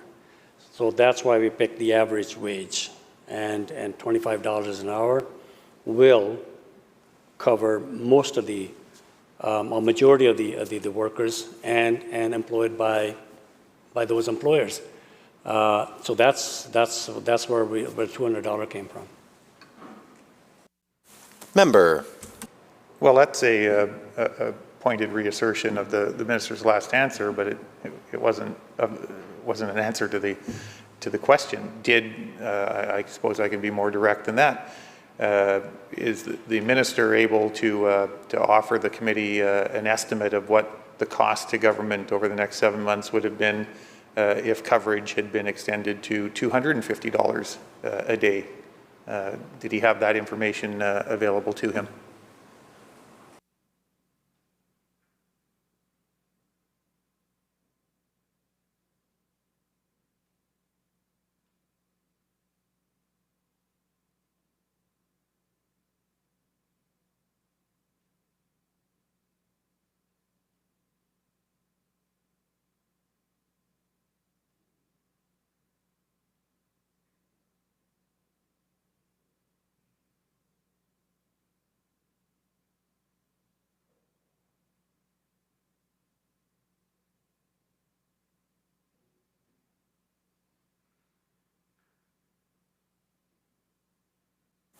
Minister. Which And noting the hour. The advice was to go with the average wage, and that's $200, and the costing therefore based on that, because advice also was that it would cover the majority of the workers, and that was the purpose. Those who don't have sick leave provisions, and those employers who employ those majority of the workers at average wage or below. Member. Thanks, Honourable Chair. Was the proposal that is now captured in Bill 13, including as it does a significant shift in public policy and a significant cost to government, at least for the 7 months, was it submitted to, did it receive an analysis by the Treasury Board? And was it reviewed by the Treasury Board, and was it approved by the Treasury Board?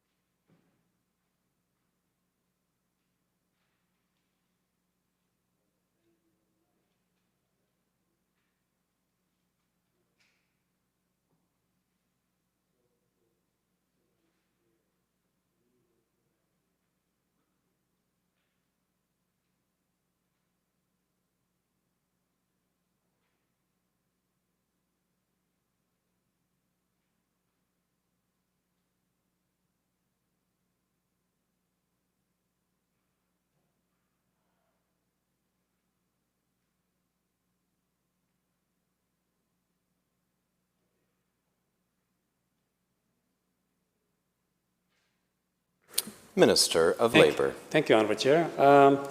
The member is a very serious senior member of this House, and he knows the processes that we go through in order to develop the legislation. And that's exactly what happened in this case. And we went through all the relevant authorities, and here we are with the legislation. And Minister, noting the hour. Mr. Speaker, noting the hour, just a minute. Move adjournment. Move adjournment. We'll give you the proper script, Okay. Minister. Let's do that. Okay. I'll learn one day. Mr. Speaker, I move that the committee rise, report progress, and ask leave to sit again. Thank you, Minister. Members have heard the question. Please have those voting cards ready if you're participating remotely. All those in favor indicate aye. Opposed indicate nay. Motion is carried. Thank you, members and ministers.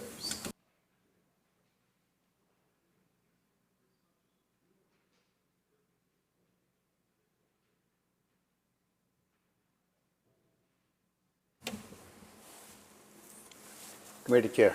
Thank you, Honourable Speaker. Committee on Bill 13 reports progress and seeks leave to sit again.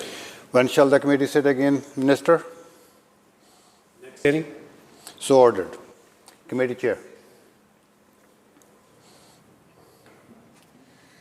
Mr. Speaker, Committee of Supply Section 8 reports resolution and completion of the estimates of the Ministry of Indigenous Relations and Reconciliation and asks leave to sit again.